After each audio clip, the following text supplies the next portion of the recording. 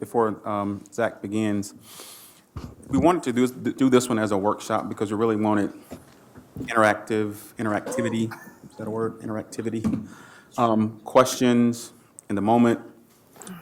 One of the exciting things is, of course, you probably heard me say I really like digging in deep with the data. And so the information that Zach is going to share with you on these slides will be kind of surface level data, but we have a tool that can give us instant data just at a click of a button, if we ask questions and look at different variables and control for certain variables. And so he's going to kind of give you a high-level view, and then we definitely want to leave time for questions. And like I said, in the middle of his presentation, if there's a question, he probably can get to that screen. I'm probably putting him on the spot, but he probably can get to that screen where he can go deep in that data very quickly. So what you'll be presented is our state assessment data from the spring that's now been finalized. And you also have an opportunity to look at our data as of what date this year, after the first quarter data, our academic data. In addition, we'll look at attendance and discipline data. And so as I shared previously, I don't want to wait until the end of the year to look at data. That's what I call autopsy data, but going along the way, how we're doing and what adjustments we need to make. So I'll turn it over to Zach, and I'll introduce, just as we expect our classroom teachers to begin their lessons with an essential question, we'll begin this workshop with our essential question. That's definitely taking from our promise. But as a board, as a district, how can we use data to ensure students of all races, backgrounds, and abilities achieve at high levels? And so we will definitely use a lot of data today. It's somewhat overwhelming, but it's good data that we have access to and that we can make some decisions based on. So I'll turn it over to Zach. And Jennifer's going to kind of frame the work that we do in our buildings are around PLCs, professional learning communities. And these are, these 5 questions are from some of Rick DeFore's work. He has 4 questions, but we added a 5th question that focuses on equity, which is question number 5. And they'll just kind of talk through those questions and how it will kind of guide our conversations and kind of give you a glimpse into what our staff goes through and the questions that they answer in their professional learning communities. Good evening. So these 4 questions are the first 4, all 5, but as we are asking our teachers out in the field to grapple with data from a variety of different resources, we're asking them to use these same questions to really just frame how they're looking at not just the results, but the action steps, because otherwise it's that autopsy version of the data. So this is a district frame to it. So what do we want all students to know and be able to do? So essentially that's really coming a lot from our state standards, but also as we walk through with our curriculum and instruction, how is that being defined? And then how will we know if they learn it? So we're talking about multiple systems of assessment, but how are we responding when some students do not learn? I think is going to be a question that we're grappling with tonight. And then how will we extend the learning for students who are already proficient? So those that are pretty good performing schools, are we continuing to grow, or are we reaching some stagnation in the data that Zach's going to share? And how does the decision being made ignore or worsen current disparities or create other intended consequences? So we want to be making sure that we're not just looking at overall proficiency, but how our subgroups are performing as we close the achievement gap. So these are the questions that we thought we could help outline this huge bucket of data that you'll be looking at tonight in terms of steps and moving forward. The only thing I was going to add is just remind you of the report that I did not long ago, the Instructional Framework. You remember those 4 domains: plan, engage, reflect, and review. And the 5 critical questions are all embedded. If you kind of remember, they're there. So as we think about that element of our strategic planning process, how as we look at data, we're embedding those pieces into the instructional elements along with the curriculum elements as well. So, anything else? You may need to refresh, if you're looking at the presentation on your device, you may need to refresh to get the updated. So there's a few things that we, as outcomes, that we want for this workshop. One is to be able to explore the data, or at least give you guys a view of how we explore the data. some of the tools that we use, and then the different ways we can slice and dice it to answer our questions. So we want to preview that. But second is also to kind of blend this into our strategic plan and give you guys maybe a few ideas of what we plan to do, and then how we plan to cycle back to the data to see if what we're doing. So more that program evaluation piece where we're not just showing you data every single year, but we show you data, we can connect it to what we're doing in the strategic plan, and then we can show you the updated data and see how that moved. So they're not just points in time, but they're all connected in a program evaluation type of method.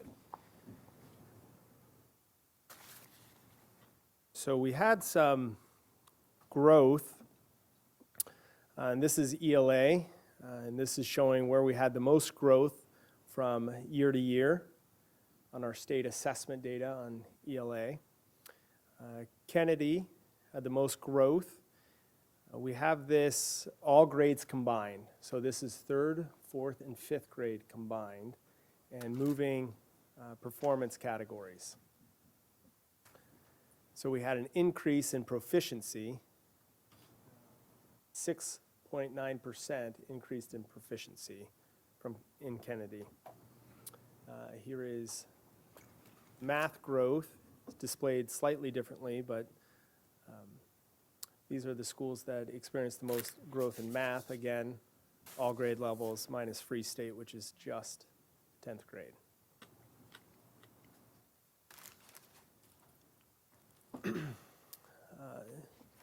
This is another way that I displayed it in the program. I had to take snippets of it and put it in here. But I put the number of students on here as well. And so you'll see if we looked at ELA, Kennedy, they had 19 students in 2018 that scored proficient. That's categories 3 and 4 on the state assessment. And last year they had 28 students. The percent that you see above that is the percent of the total in the school. So they still had 72% of their students not proficient. But they did see the greatest growth. Same on the math side. On the math side, it includes Free State High School. I just did 4 buildings there that experienced the greatest amount of growth.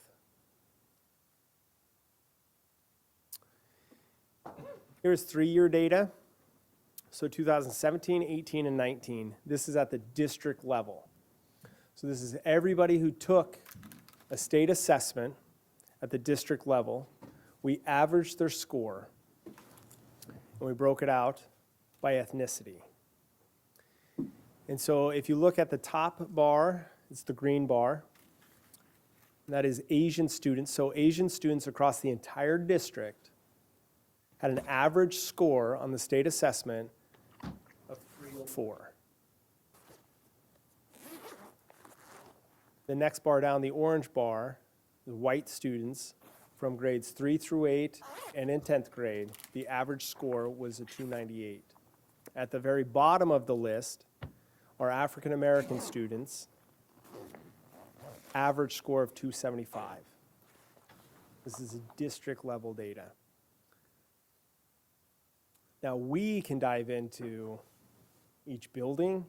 We can look at teacher. We can dive into all of that. We most likely won't in a public setting because we have to suppress anything under 10. And so when you break it down by school or grade level, you lose a lot of those subgroups.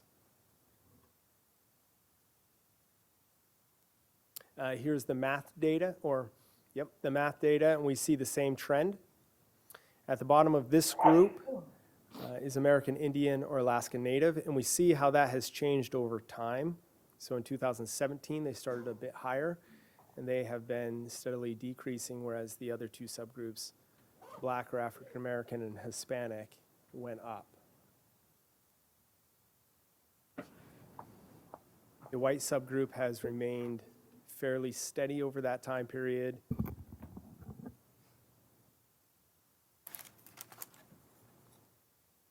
That's our gap. We can also break this out by race this way, so we can look at the different races in each building and how their average scores change. So if we look at the first category, ELA, American Indian and Alaskan Native, I didn't put the building names on here. We do have that capability and function to label it with the names. Each dot represents a building. And so we can look at the different buildings and we could say, okay, Native Americans or American Indian and Alaskan Natives, they score at the blue school, average score of a 295 at the light blue school, whereas the green dot at the bottom of that box and whisker plot, that average score is around a 270. So we can really start to dive in and tease out what is going on between these schools controlling for race. We can also then put filters on it for poverty. We can put filters on it for disability, and we could see how this chart changes and who's doing what. For multi, why is the one dot outside the plot? That is an outlier. So that school is doing exceptionally well with that subgroup. So,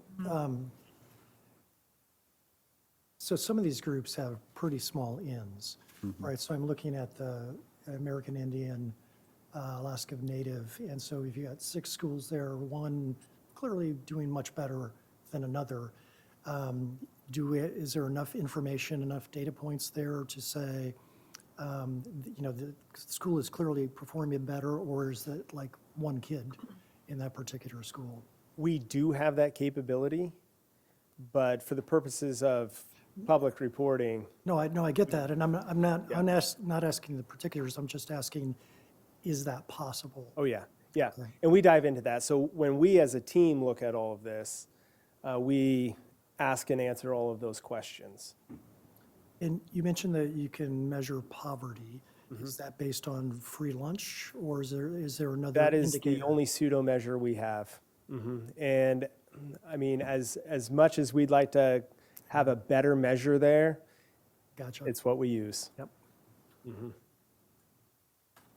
But just as, our schools are looking at data, similar to this, for example, those outliers, when there's a group of students of 10 or more, say 17 or more students in a subgroup that's an outlier, we need to be looking at that school and say, what are you doing for this particular subgroup that's obviously working that we can share with another school? And so essentially, we are acting as a district level professional learning community.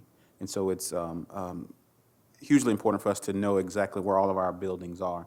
And essentially, once you get down to the school level, and when you talk about controlling for poverty, really the schools in their professional learning communities having conversations about a particular student and what are some of those variables and barriers that may be what I call academic interference. And I also, on the back end, run a Bayesian analysis to see where I expect those values to be, given certain factors, and then a stepwise regression to look at what is impacting it the most, variance-wise, so that we can come together as a district and say, okay, here's where the impact is. So we look at that analysis as well.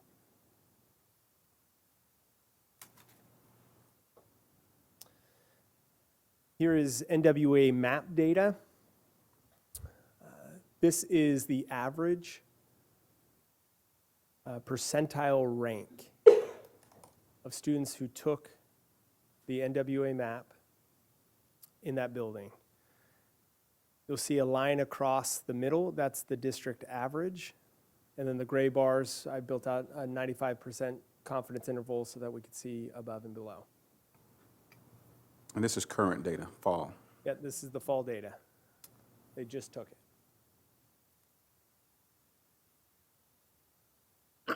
And the one up top where we saw the 6.9 increase of proficient was spring. That was spring state assessment. Oh, state assessment. Yep.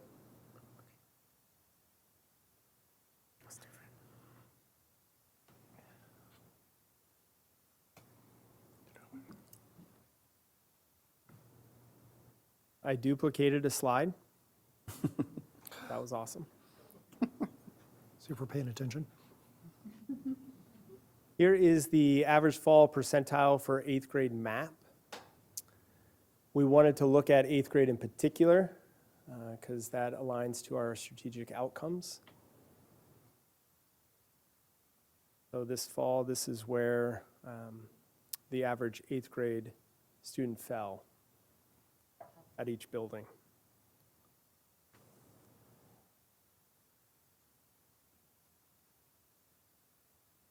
We're switching to Ames Web. I broke this out. You'll see grade level on the bottom, kindergarten, first, and second. You'll see the schools at the top. This is national percentile rank. So if you look at the first category, Broken Arrow Elementary, in kindergarten, they were almost at the 40th percentile. In first grade, they were closer to the 35th percentile. And in second grade, they're at the 45th percentile. This is a common trend that we see across the district of the dip in first grade. That was going to be my question. Why do we have a dip in first grade? Yep. Is that a switch in focus? Is that a curriculum issue? Is that a... So we had conversations with all the building principals about this when we saw this in the data. It's obviously not every building, but... It's not every. And so I'll let Dr. Beslow address that. More dependence. So we've had a couple different conversations. One, we have a district-wide sight words list. I think you heard us talk a little bit about that. We did not realize until we started the work about a year and a half ago of the gaps of what that sight word list was, and that's K2 specifically. So we were really excited about the work that has been launched with that and some additional resources helping to support the reading street.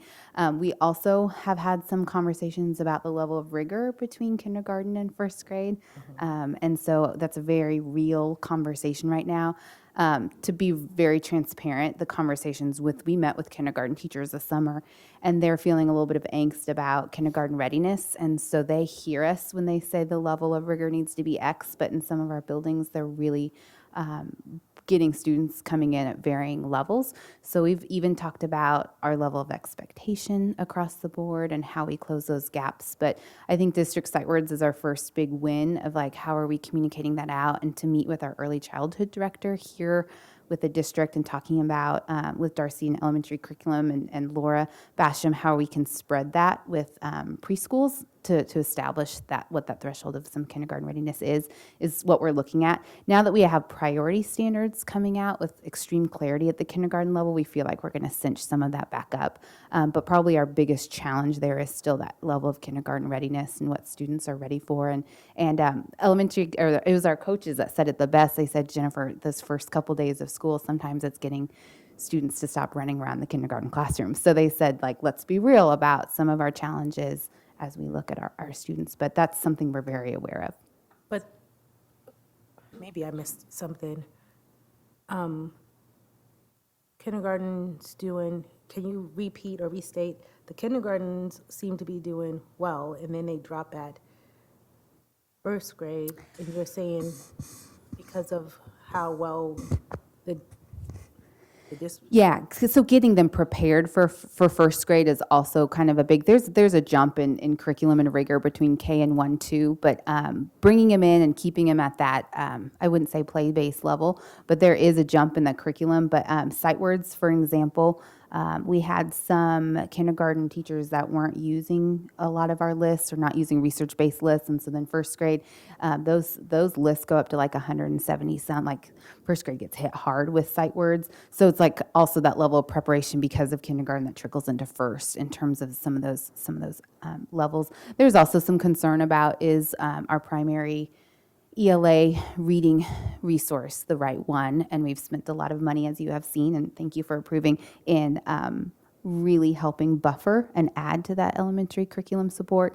We are almost done with the subscription of Reading Street, but we also have talked about fidelity of resources, instructional practices, letters training that Darcy's helped support. So we have lots of legs underneath our phonics piece, but you'll see from our CAP data, the Kansas Assessment Performance data, that we have some weak areas in phonics, and that's where we believe a lot of our data is dropping from. So, You want to talk about the oral reading fluency as well for Yeah. kindergarten? We're focusing decoding strategies is another big area. So reading A to Z has been adopted. This is our second year in K2. And then there was a lot of support, encouragement in bringing that for grades 3-5 this next year.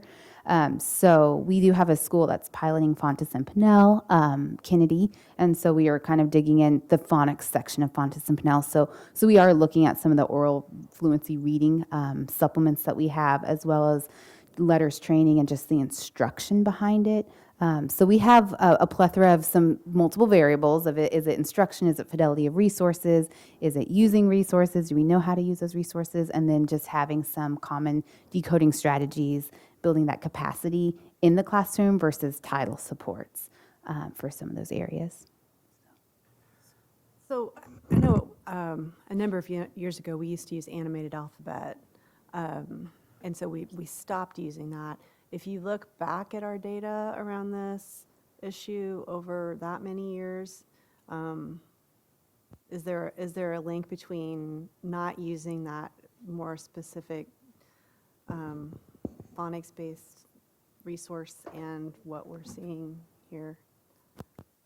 So I can't pull the Ames Web data that far back. We weren't giving because- Ames Web, I don't think, that far back, were we? Yeah. And even so, they switched the platform on us Okay. a couple of times now, so it would have been a difference. So the composite score that you see here in first grade is heavily based on oral reading fluency. Okay. And so the national average, when we start in kindergarten, we're doing okay, but then in first grade, we drop below, so somebody moves above us, percentile-wise. And then we switch it back around on them in second grade, in the fall of second grade. So we pick it back up in first grade, throughout first grade. It's just when they come into first grade, they're not prepared to take the oral reading fluency on Ames Web like the national norm, like other people do. So so there's been a lot in the news recently about reading and teaching strategies. So is Reading Street not a phonics-based No. resource? And which category does it fall into? Yeah, I would say that, and Darcy is also probably a gem of a resource here. I would say that's its weakest area. I'm not convinced that that's the right resource that we'll move forward with because of all the supplements that we've done, but the phonics and phonemic component has been our weakest area. There's been some conversations about fidelity and using it with fidelity, and did we get the right instruction training and have we sustained that training? To be fair to Reading Street, animated alphabet, we did a big survey last year because we were hearing a lot of pockets of teachers saying we need to bring that back. The concern with, and we spoke with them, I called them, great company. The research that supports animated is really supported by animated alpha. So the research is there, but it's not the global research that Independent. exactly. So so the things that it has some big wins on is like the kinesthetic, the audiovisual. I mean, it hits that multiple modalities of learners. It's fun, it's flashy. A lot of our preschools are using it. So I think it definitely has its merits. I think that there was a limit of how far it would go. So when we surveyed our teachers, 1/3 of them said bring back animated. 1/3 of them said we're in an implementation dip of needing a little bit more training with Reading Street. Another third said, we just need to continue to build our capacities. We're growing. So like 2/3 of our teachers didn't feel, of that K2 that teaches, didn't feel that it was something that we had to bring animated back. We just needed to make sure to fill the hole with something else. So Reading A to Z, we met with them and done, 3 or 4 rounds of professional development with them just in teaching. And what we found as we implemented Reading A to Z last year, K2, is that teachers were still using that resource for leg-styled books and not for the phonics part. So some of the things with animated they liked were the flashcards and the visuals. And so Darcy had made a lot the summer before last to supplement some of those visuals and videos and motions and things like that.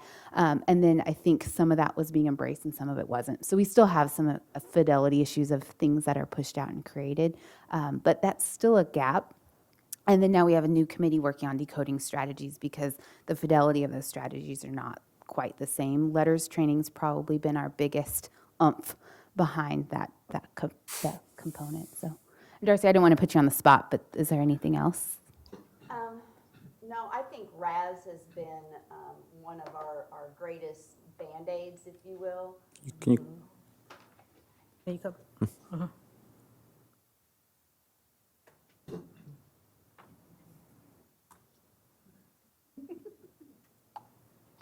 I think RAS has been one of the greatest Band-Aids, and in investigating that, it also has a direct correlation to Reading Street within the program itself. So that has helped our teachers marry those two resources, which it can oftentimes be a disconnect. You have this resource, you have this resource. How do you make them go together seamlessly? And RAS within it has, okay, if you're here in Reading Street, here are the additional supports, both extensions and remediations, that you can utilize in order to support where Reading Street is weak. And the K2 teachers, we only had enough budget beforehand to take K2, and 3-5 got jealous. They're like, hey. And so same thing has happened for 3-5, and I think pretty seamlessly that has gone across the board as the biggest support for Reading Street. But just the fact that RAS has Reading Street and I believe it's Journeys, both of them, they have aligned to that, which tells you that there's a deficit in those two programs, like nationwide, for another program to pick up an implementation connection to them. So that was a bonus for us, I feel. So if a parent asks me, are you teaching phonics or are you teaching whole word strategies? Yeah. We're teaching phonics. We're But what we're doing is we're supplementing some of our core curriculum materials. Yep. To improve that. Absolutely, absolutely. And I think bringing back this level of expectations on the instructional side, and we've even gone so far as to break down, Darcy, year before last, broke down an ELA guideline. So they have that 90 minutes, technically at the shortest, it's up to 135 minutes of instruction, and how that window's broken down with some of those station work, I think is critical and key. And now we have priority standards that we have vertically aligned, especially K2, but that and our curriculum leaders, our teachers had the ahas of like, wow, these are really, truly foundational reading standards that are coming across. And those ahas happened 2 summers ago when we were lining it all out and realized that as we charted some things out, if something wasn't a priority standard, why wasn't it? But when it came to those reading skills, we have like fidelity of the expectation. Now it's accountability out in the field to make sure it's being done, and do we have the right resources? And of course, we're looking for that silver bullet instructionally, but it's definitely a priority. so the short of it, we need to definitely make sure that we're sending kindergartners that are fluent readers to first grade. We can see that that's happening at some of the buildings, Langston Hughes, Woodlawn, that we don't experience that dip. And those are part of the conversation that we have when we go to explore what's going on. But then to Jennifer's point, we're identifying what we believe is happening, so we should be able to come back and say, okay, we've controlled for this. how is this moving it? Where's Kennedy's second grade data? Kennedy didn't have second grade data. They also aren't on the following slide. Can you explain that? They didn't have third grade data. So Kennedy, when, when Shalita came in and they started to have conversations around Kennedy's data and where they were getting information to inform instruction, one of the things that they decided at the school is that the Ames was not giving them the information they needed for their students to inform instruction. So instead of continuing with the test, they got permission to not test as much and to focus more on instruction. So they do Ames at the primary, not the intermediate. And last year was the first year they did that, Darcy? Yes. And so, yeah, so they didn't. But then also when you look at the state assessments, they did have a lot of growth. So they are really trying to figure out what's best practice for the students that they have in front of them and how does it inform instruction. So we're monitoring it. They just don't do Ames at 3 through 5. Is that right? No, 2 through 5. 2 through 5? They don't do it 2 through 5 or 2, whatever the upper levels, but they do MAP consistently at those levels. So I'm glad they're doing what they've identified as best for them as a school, so I appreciate that. So when we look at like the previous, I don't know what slide number it is. That one? Actually, it's back a couple. The average fall percentile for MAP.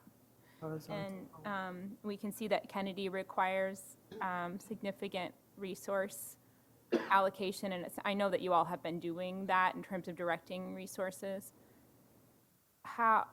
When you're making decisions about what to target there, if you're not looking at the same comparable data, has it interfered with your decision-making in terms of how to direct funds? No, actually, if you look at, when we do look at the funds, the schools that are probably, our smaller schools have more resources, a lot more resources than our larger schools. Okay. So no, it hasn't Okay. impacted that. Thanks, Anna. And because we have multiple data points to look at, it's not that we don't have comparable data, it's just on that one. Okay, thanks. Just isn't I appreciate comparable, that. So we still have that. Oh, wrong direction. Okay, so here's third grade. We looked at 8th grade MAP scores. This is third grade Ames Web scores. And this is the percentile. And so it's in order from highest to lowest.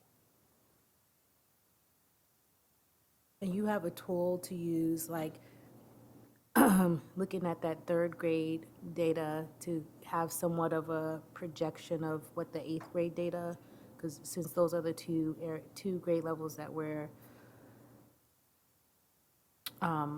focusing on in the strategic plan, can you look at that and say, you know how like MAP, if they have this score, if they stay on track, this should be their growth?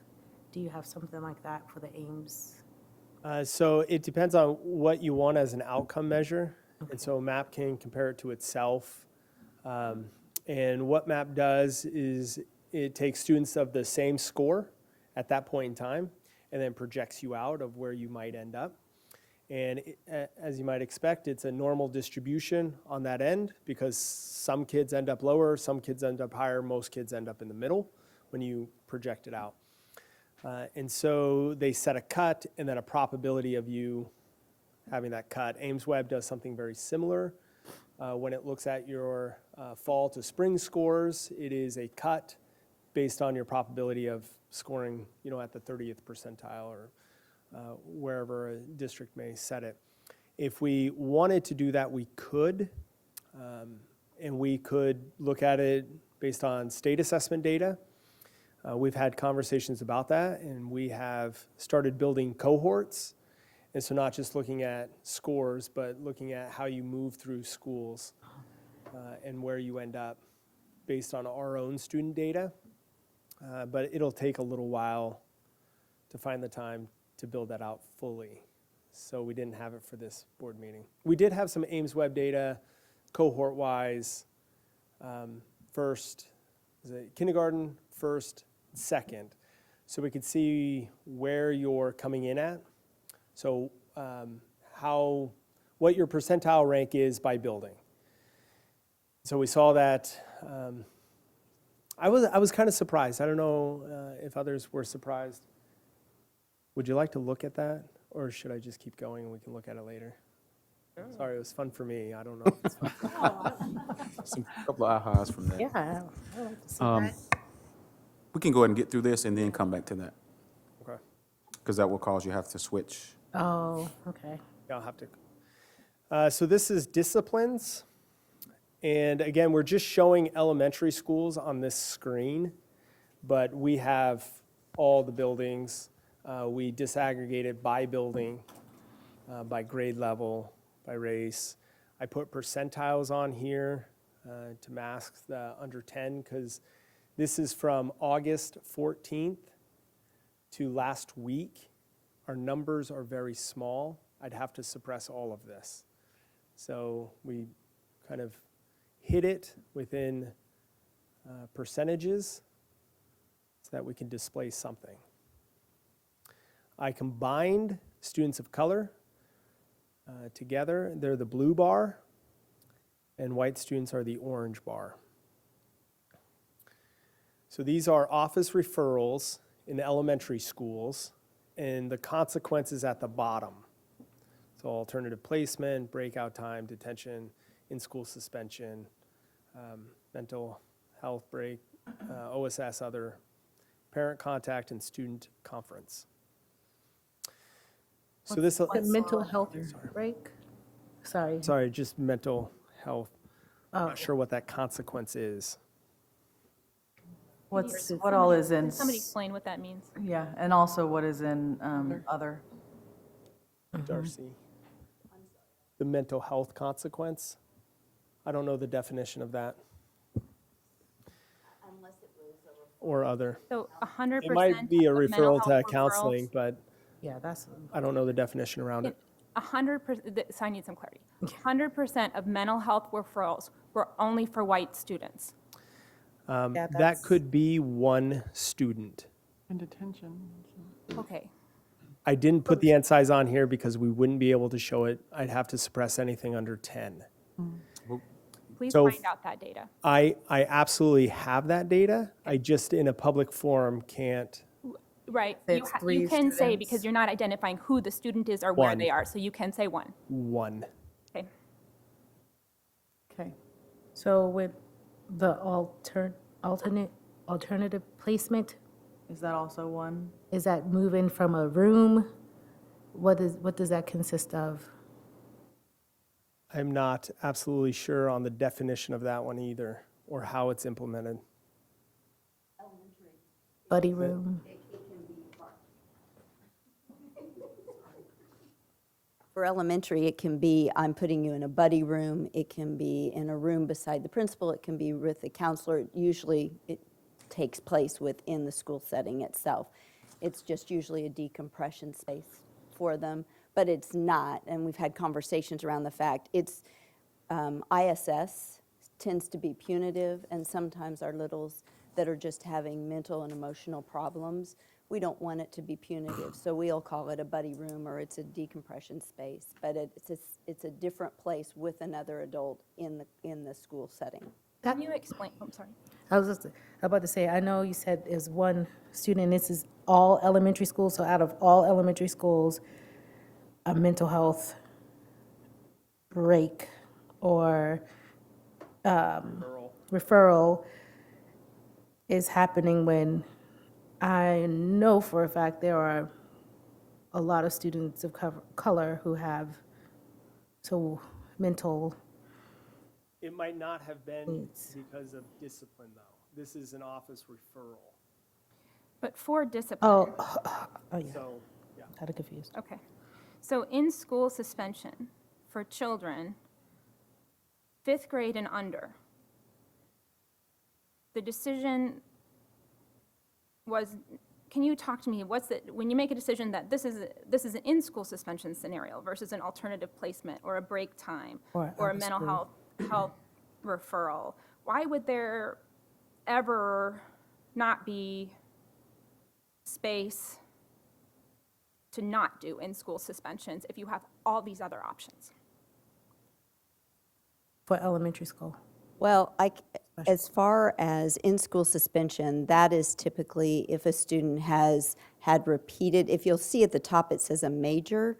And so oftentimes the other spaces and places are used for minors, because we do try and take every advantage of making those teachable moments. But if in fact it isn't, or it's an altercation that raises to a level like fighting within the school setting, that would immediately go to an in-school suspension if there was a physical altercation involved. Who assists with the mental health referral? The counselors, all of the elementary schools have mental health teams. Sometimes they're titled different things, care teams, heart teams, but they all have mental health teams that's usually comprised of the principal, the counselor, the sped worker. In some of our schools, the RAP, the PIF. So these referrals are really gray, like in terms of how they are being, I'm presuming in terms of how they are being how you identify this data. This is an in-school suspension. This is a mental health referral. This is a break time. Is there a consistent definition for all of those things that every school is using so that we can distinguish that absolutely we're using in-school suspension for this activity versus this, that's across 14 buildings, that's the way we're capturing this data? No. I would say for in-school suspension, it's a lot more definitive than whether or not they use an alternate placement or a breakout time. Those tend to be a bit more nebulous. I can say within the last year and a half, we have started as a principal team in really honing in on what is ISS versus just your with me. There's been discussions a lot so that our data within PowerSchool can be much more clear and we can address some of those things. ISS is probably much clearer now because, as I said, all of those different categories were lumped into ISS, or conversely, the ISS were lumped into a break timeout and it wasn't recorded as an ISS. Right, So- so, go ahead. I know you were talking about ISS and OSS. If you look at that, like there are more students of color in that group being given out-of-school suspension. Can we correlate that with attendance in academics? Because what dictates who gets ISS versus out-of-school? Because the numbers are lower. So, Darcy, can you come back up? I'm not finished. Could you come back up? So, can you respond to that question? So we can correlate that. We already know that that's correlated between attendance and academics and discipline. That's a given. So what this offers us, and this is an incomplete view for you guys, this is a PowerPoint snippet that I took to explain to you that we dive into this data, that we're looking at it from a perspective of when we go to these buildings to have these conversations, which we have planned, these data consults, that we can ask these pointed questions. But within PowerSchool, they actually do give a description often of these majors, why they're there, what took place. So this is what I'm requesting as a board member, that these things each be defined specifically so that we're capturing the data in a way that tells us what we're doing and so that we can respond to it as a board. I'm also requesting that the district look at and validate to this board why we are using out-of-school and in-school suspension for those grades, and there may be absolutely reason for it, but when we look at this particular data, and I understand that you're responding to it, but we look at this particular data this way every year, so I'm asking for a full, I know we're going to get to solutions after this, but a upcoming, not far off meeting where there is a response just to what you will do to correct this particular situation, which is fixable. I would say we've never looked at data like this. at this point in the year. It's always been at the end, it's nothing we can do about it. Yeah, And so the so- beauty of it now is we can have those conversations about, okay, you have 2 students of color who you assign OSS. Let's talk about that. What was the rationale behind that? I would like to know, an understanding of the fact, I would like to know that you are capturing this data the same way across each building, that each one of these definitions are not vague, and it sounds like maybe they're not.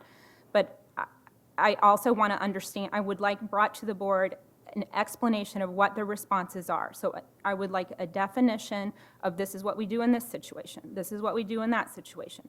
These are the corrective actions we're taking so that we are no longer discriminating against children based on their mental health status or their or the fact that they're not white. So I appreciate that you brought it to us early. I read it. I'm asking that you come back and you tell us in this quarter or in the next quarter, before this gets any further along in the year, what your response is in just a presentation on just this.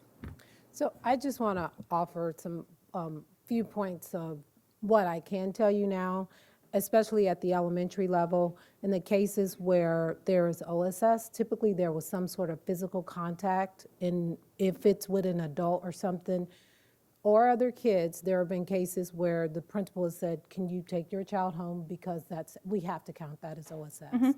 So I asked Zach for the raw numbers because they're not high. So there are cases which you may hear from teachers and other parents where there are extreme behaviors that we are navigating through, but if we send them home and it's 1 hour or the whole day, typically it's a portion of the day, we have to record that as out-of-school suspension. Right, and I understand that there are ways, you have certain responses and that I just want to know what they are. I like to have some explanation of what they are and what your plan is to do this differently so that we can look at this more from a strengths-based perspective, so that some of the things that we've talked about in terms of alternative approaches to behaviors, if we understand again that behavior is language, how are we addressing the children so that they are getting their needs met?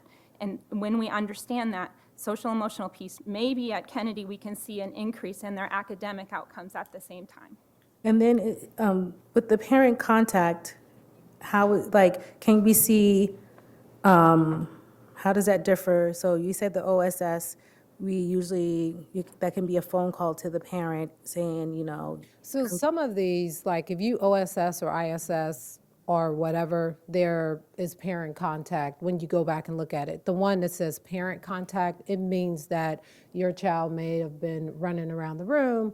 I called them to say, I had a conversation with your student about this. It doesn't mean that they weren't contacted in all the other situations. It meant that was the form of response. It was a conversation. It was like in isolation. The rest of them, if they're ISS, OSS, the mental health, all of the rest of them, parent contact is a part of it. This means that was the response. I just called the parent to say, Elise was not focused today and documented it in isolation or something. Not focused is not a good example, but that's what that category is. It means they just call the parent. It doesn't negate calling the parent and the others.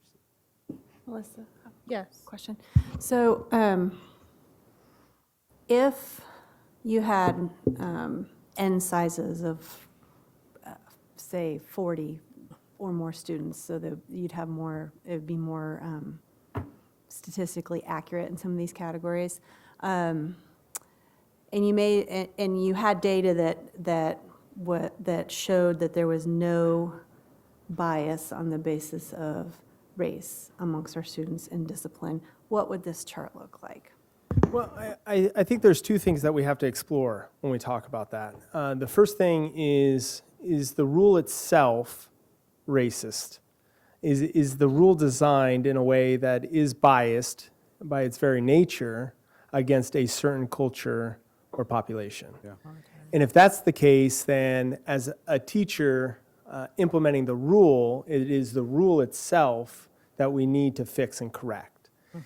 Now, if I'm saying that the rule is not, then we need to look at, okay, is the teacher implementing it or the administration implementing it in a biased way. And so if we were to look at first the rule, and then are there violations of that rule? So I guess the question I'm asking is, assuming that the rule itself is not discriminatory, but it's the application of the rule, would this chart then, if we weren't seeing any disparities on the basis of race and how the rule was being applied, would this chart then mirror the percentages, would be, white would kind of mirror the percentage of white students in the district, and the blue would mirror the percentage of students of color? Okay, Possibly. okay. It may not. It depends on who violates the rule. If the rule in and of itself is not inherently racist, then anybody who violates the rule would receive this penalty or this outcome, and so it may or may not. Okay. All right.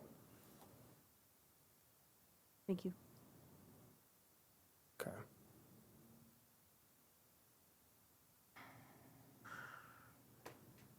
Anyone else? Move on. There are additional questions on this? We're going to get a chance to ask some more on the next slide, right? You betcha. Now, on the discipline data, let me see if it's still, is it discipline data? Yeah, Yes. by race. Now, here's, again, all the schools, all the levels of schools. We also I broke this out by the different levels, but I did a risk ratio to see how significant it was. Your probability of receiving discipline, a major, based on race compared to other races. And so I put black and brown students together, students of color together, versus white. And so a 2-by-2 table, those who received it, those who didn't, and calculated the risk ratio. We see at the elementary level, and I could pull up the work on a spreadsheet if you'd like to visualize that after the presentation. That overall as a district, you're about 2 times as likely to face discipline if you are a student of color. Your risk is elevated by about 100%. At the elementary, that risk drops down. You're about 60% more likely, whereas middle school, you're a lot more likely, 250% more likely, and then high school, it drops back down. So middle school tends to be the place where you are most likely to experience discipline issues as a student of color. It's disproportionate. Now, whether or not it is because the rule itself or because the practice is desperate, then we need to dive into that more. And you can also look at that at the building level as well. Yep, we can explore that very same thing at the building level. But we are able to look at the buildings and just eyeball those rates and see who's kind of out of whack. It's pretty clear.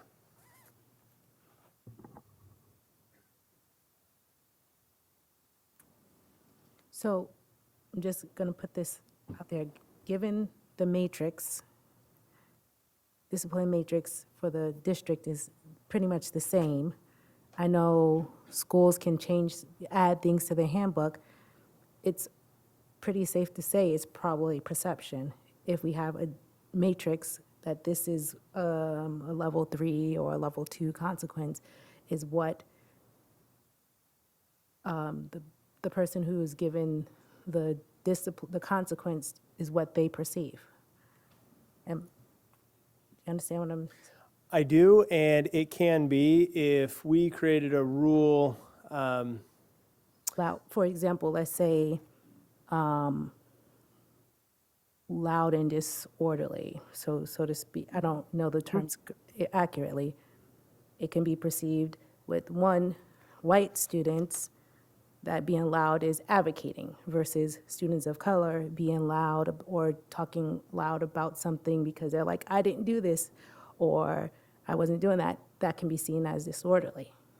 See? Absolutely. Yeah, So- there's the perception, and we can look at the infraction that was written down, and we can group them. We're getting there. We can group them by perception compared to like vaping, right?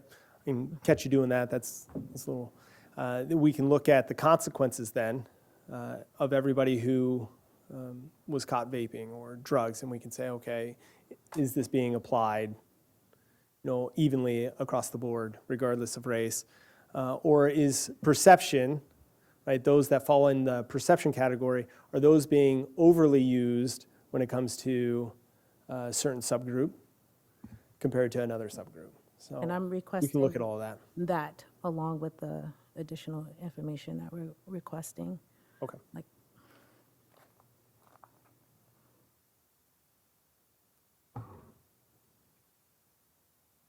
Here is attendance rate by race, elementary, middle, and high.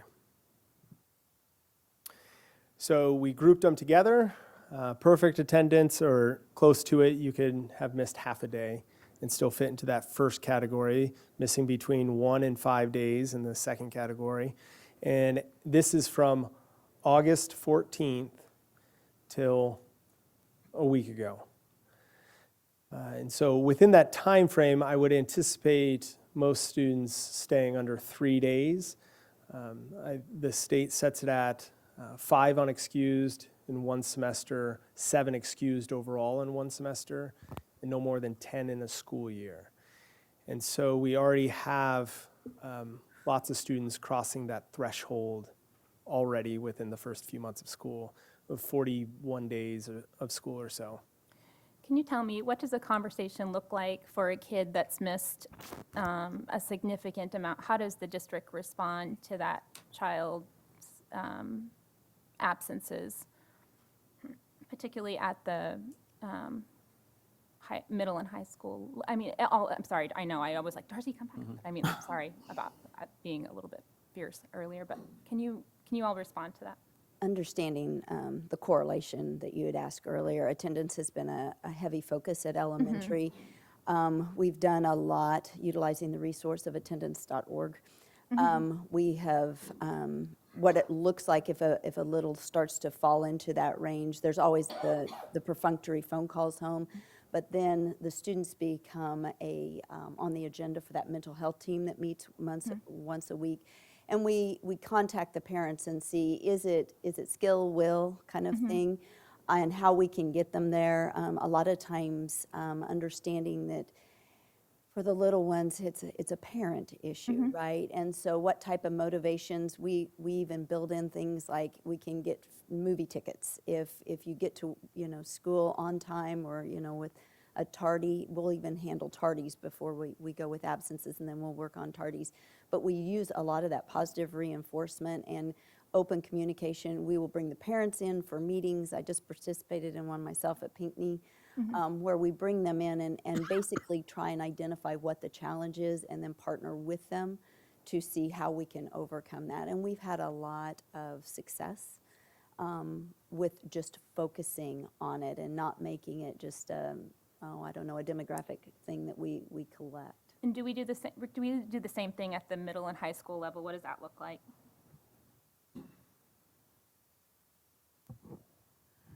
We do similar things at the middle and high.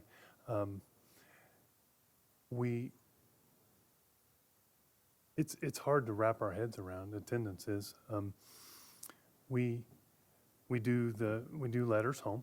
We make contact with parents. We encourage students. What we're trying to focus on right now is building relationships with students, because it's relationships between students and adults at the school that is the greatest motivation for attending school. We're going out and we're talking to students who are chronically absent, and we're asking them why they're absent and what can we be doing so that you want to be in school more. We started those discussions last year and we're continuing those now. Who is charged with those discussions specifically? everyone in the school, teachers, administrators. I talk to students about attendance. So would you say that if there isn't a single person assigned to do those follow-up, like a person that had a caseload of students that had missed specific amounts of absences, that the approach is not streamlined in a way that might protect for example, how we know which approach has the best outcome? Like if we had assigned someone that serves a general population to address absences, guidance counselor or social worker or a specific administrator, could we see, are there districts that are doing this differently that might have, I agree it's all hands on deck, but if there is not a program or a plan or a approach, just as someone that has worked in this particular arena and has chased attendance, if there is not procedures that are solid and in place, then you lose people. Right. So People fall through. I know currently where I teach, they're doing something like that because attendance is obviously important. And if 3 days are missed, they do, of course, the daily 10 o'clock, maybe absent things, but they will actually they have a team that will, well, for elementary school, like they will go to the house and like, hey, you need a ride? Kind of, so there's a system. So I think that's what Kel. Yeah, Kel there was must be alluding to. something, someone must be charged with. Right, and typically that would be the administrators when it's chronic. But counselors, mental health workers, they would all also take part in this. Encouragement, identifying students who may potentially start accumulating more and more absences and talking to those students. But you're right. We should make sure we have a clear path. There may be one, and maybe if the principals were standing in Also, front of me, they could articulate it. We've heard a lot about the SOAR program at Free State, and that's a program that it identified students who had, among other things, chronic absences, and so that was highly successful. So that's another response to this issue. And I think one of the things when we come back, we probably should separate unexcused and excused, because this includes both. So this would include a student who maybe was on a vacation for 7 days. So I think that'll give us a clear picture around the questions around the ones that we do need to, like how high is that? But I do think we just probably need to separate it just so we all know like which ones. That this would include kids who may be out for medical reasons as well. And I will shed some light too. I was just actually pretty impressed, I was saying to my administrator, because I had to take one of my students out for a doctor's appointment, and I told them to give the paper, but did not. And not only did they email me, they called my work phone number and left a message that my kid was absent. So they are trying to do that communication, So I guess I would like to hear in a report to the board it doesn't have to be an extensive report, but I would like to understand that when you have a child who you suspect that the absences or that you're not sure what those absences are and they're significant, that there is an absolute flag. This particular grown-up in the building is now following up with that kid. And I would like to know that that's happening that there's a structure in place for each middle and high school. And if there's not, what could be in place? Because the attendance correlation in terms of the data that you've provided us suggests that is very closely tied to student outcomes. So as much as I know we're doing emailing and whatever, which by the way has been much, much better this year, I don't know if a kid who's missing because their family has significant challenges, I don't know that their parents checking their email. So I just want to know what the response is there for those kids specifically.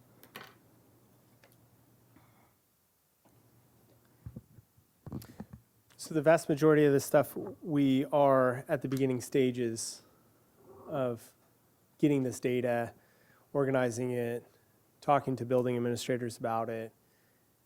And so we hope that down the road, we have that program evaluation piece in there that we can bring back.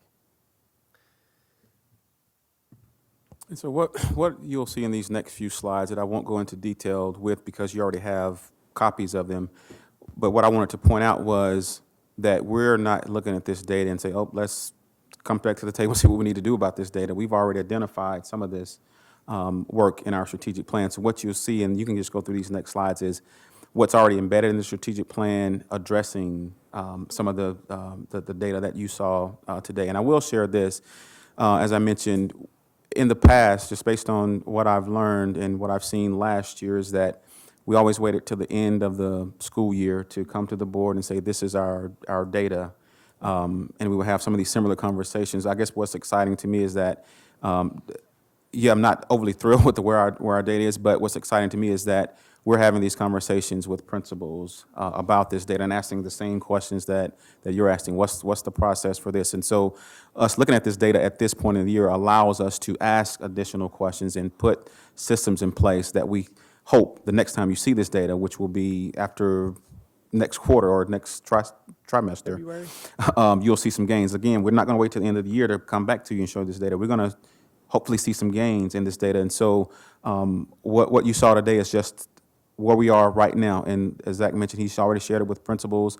We have principals coming in for data consults that will ask some additional questions school by school, but then we'll definitely get that information to the board. Because here's the thing, in order to achieve our outcomes and our goals in our strategic plan, we know we have to do something different. And so we're not admirers of data, but we are looking at this data in a way that, from what I'm learning, we've never looked at it before.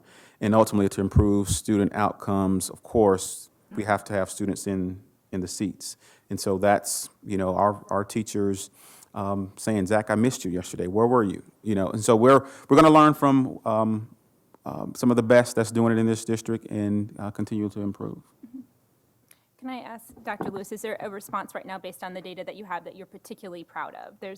Based on this data, there are initiatives that have come out of it that you think will have an impact for the kids that we've been working with? I would say the instruction, looking at some of our current data, while it's still below where it should be relative to, so for example, looking at the MAP data, it's still below where it should be in some of those categories.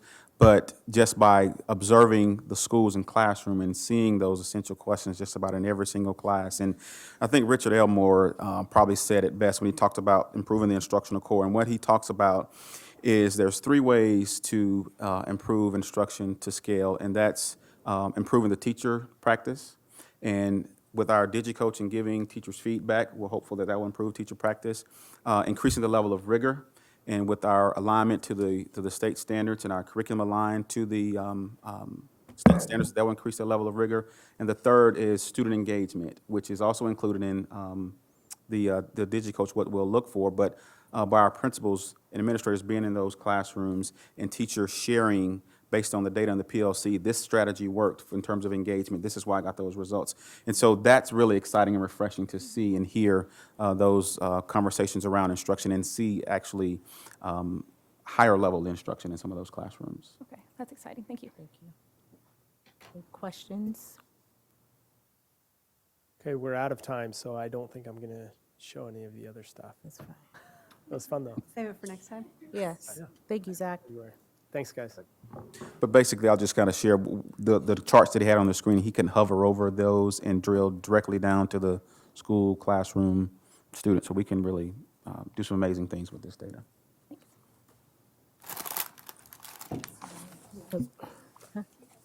Yes, we're going to take a 5-minute and then continue with our regular board meeting at 6:19.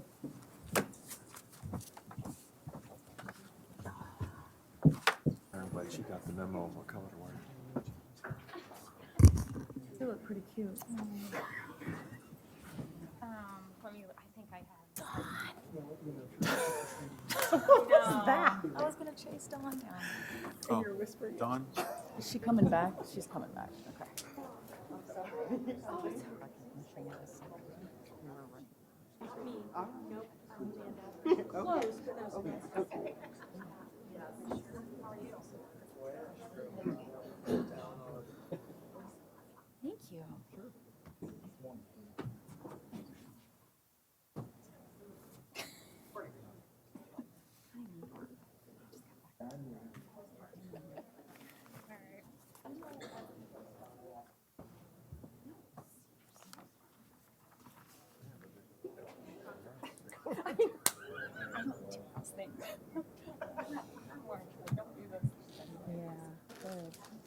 Anyway.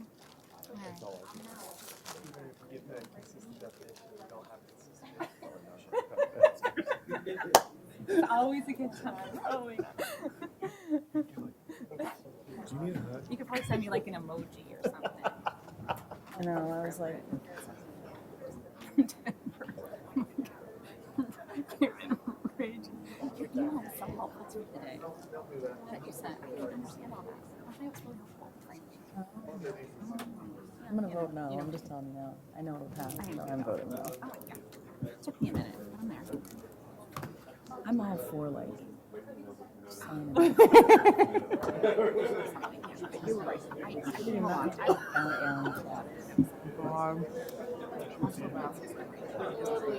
I'm awful.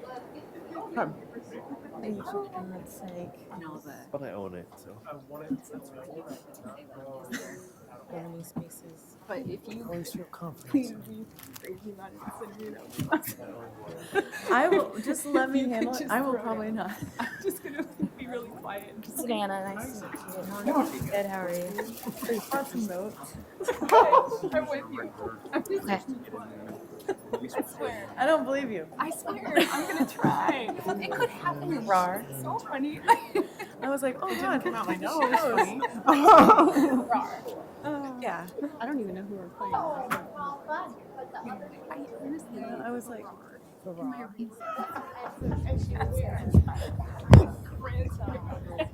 Is this this is your outlet? Yeah. I didn't put my name on them because I figured you'd figure it out. Stay in their expression. That's not a good sign.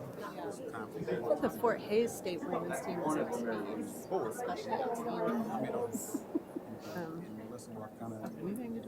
Savannah, nice. Did not look good against Fort Hays State. Fortunately absent. Yes. They've had some distractions in the program, it seems. You know, Last couple of years. yeah. You know, that really shouldn't. Shouldn't be it's not an excuse, but. Yeah, really? Ability to pass the ball to somebody under the basket. That's true.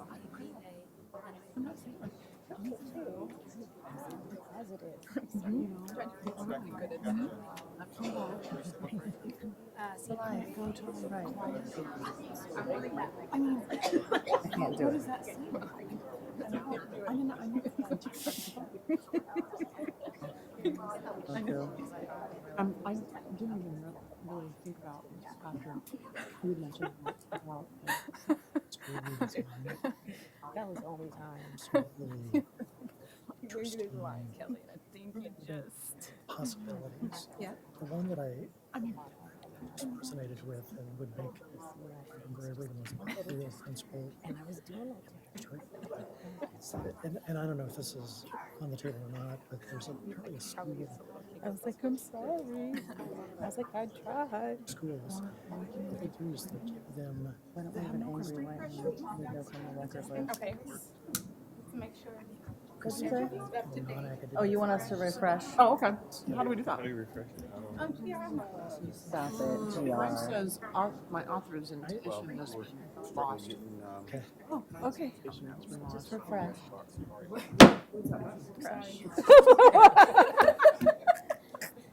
I'm sorry. I'd like to call to order the October 28th regular board meeting. Really interesting. Yeah. Motion to approve the agenda. Move to approve. Second. All those in favor? Aye. I would like to first welcome our student board member from Free State High School, Savannah Farrar. Farrar? Yes. Welcome. As we kind of briefed you, like you are welcome to comment. You don't feel obligated, but as we're talking about matters, if you have anything to add from a student's perspective, it is definitely welcomed. Thank you. At this time, we have a special recognition from Dr. Lewis. Yes, thank you. Good evening. Again, I'd like to call the infamous Julie Boyle, Asbury Thomas.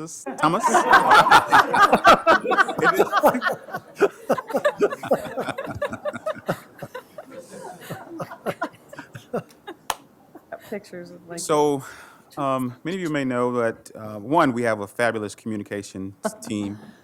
Julie Boyle, who's been here for quite some time, and when I first got here, I've heard numerous times, whatever you do, don't get rid of Julie Boyle. Like, coming in here getting rid of people, but, and then we had a recent ad with Rachel Thomas.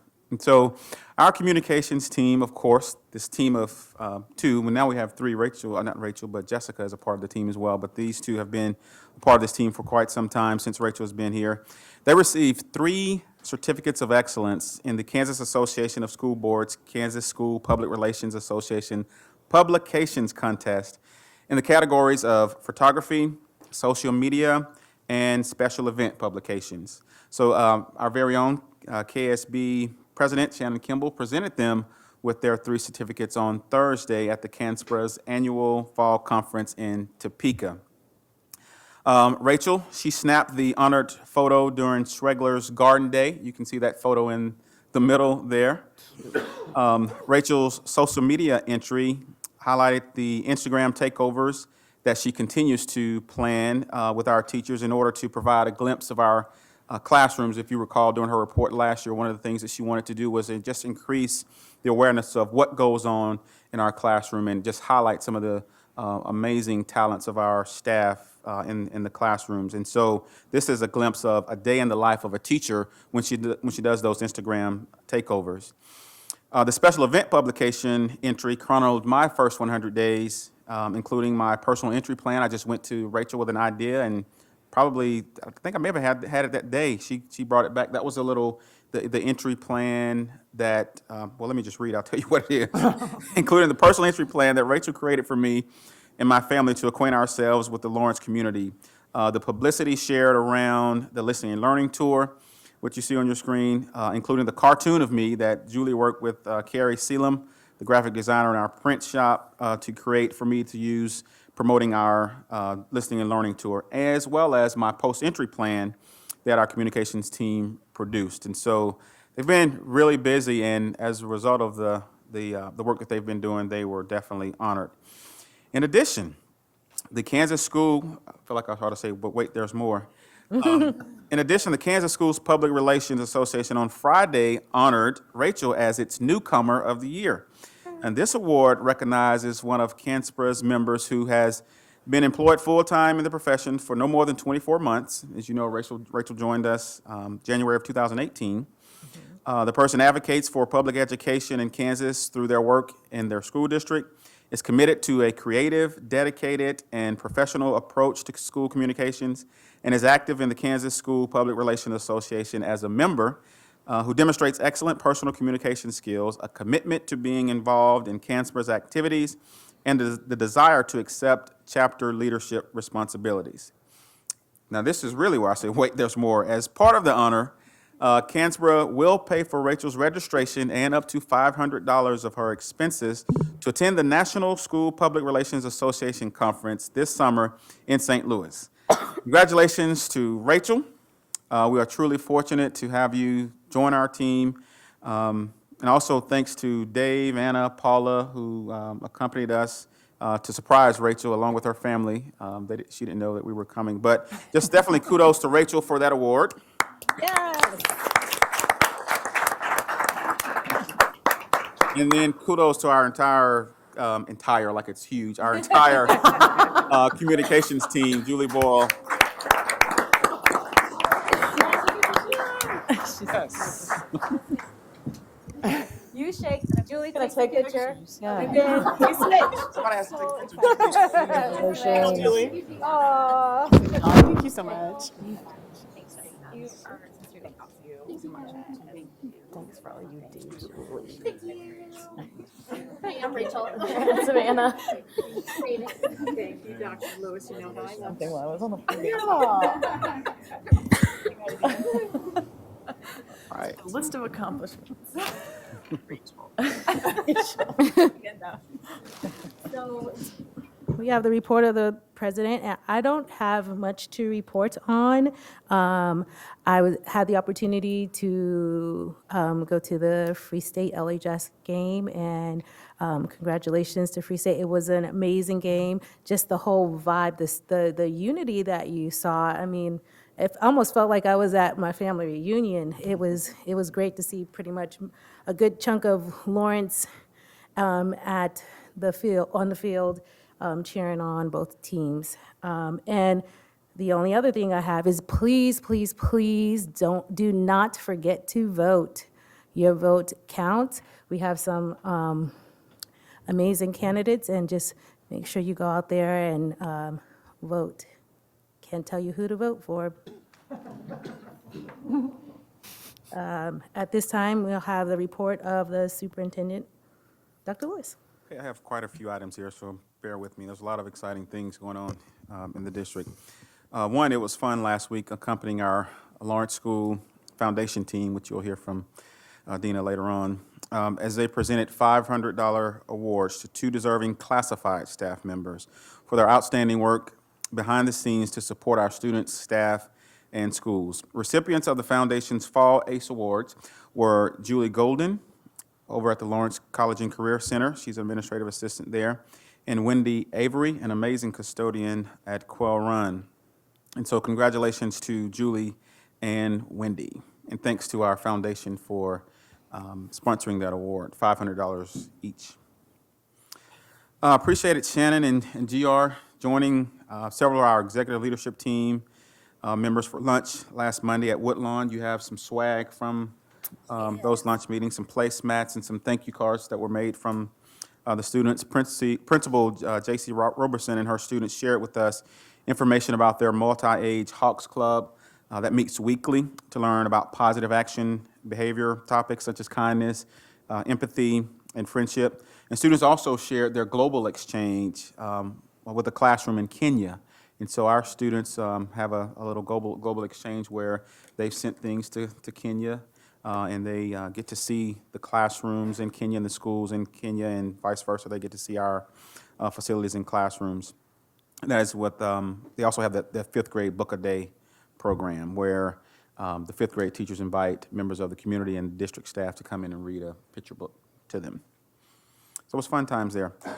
I enjoyed attending our school bus employee appreciation luncheon at First Student on this past Wednesday, and also definitely enjoyed riding the bus to Southwest Middle School in Quail Run. I had to be at the bus barn at about 6:20, so that was fun. But just the process that they go through before they even pull the bus off, just truly amazing. And some of the technology that they have on the bus was phenomenal. There's this little Zonar thing that every time they drop students off, they have to go back to the back and scan it, and that's just an effort to ensure that, and I found out that this is still happening around the country. Bus drivers are leaving kids on the bus. And so with this technology, you have to go back to the back and you have to scan all parts of around it. But it's just amazing with the technology that they have on the bus. But my bus driver that I rode with was Kelly Jenkins on Friday morning. And Kelly started as a bus aide at the age of 18, and she's been driving the bus for 27 years now. So we certainly appreciate all of our bus drivers who start their day with our students. The National Scholastic Press Association announced among its finalists in its 2019 contest several Lawrence High student journalists from the Budget and the Red and Black Yearbook. Of course, our very own talented Barbara Tholen is a journalism advisor at LHS. The All-American Bowl Road to the Dome tour. They visited Free State on Friday to recognize Turner Corcoran, thank you. Corcoran as a 2020 All-American. Corcoran is a 4-star recruit, and he's verbally committed. Look at her, she's looking back there. Verbally committed to the University of Nebraska. He's the only athlete selected from Kansas to play in the annual East versus West matchup on January the 4th, 2020, in the Alamo Dome in San Antonio, Texas. This bowl will be nationally televised on NBC at 12 noon Central Time and will feature the nation's top 100 high school football players. And Turner is just an all-around amazing person. Not only is he excellent on the field, but also excellent off the field as well, and just an amazing student. I took a picture with him. I think I maybe came to his shoulders or his elbow.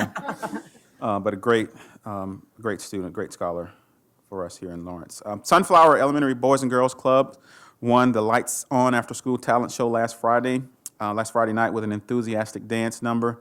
This event draws attention to the importance of our after-school program, and we are so fortunate to have that partnership of our Boys and Girls Club for before and after-school programming. Free State Student Club, the Salt of the Firebirds, hosted the first Sunflower League Student Athlete Leadership Summit last Thursday. Teams of district, it was not a large team. I think it was myself, Anna, Rachel, and Julie. I think we were on the ESC team.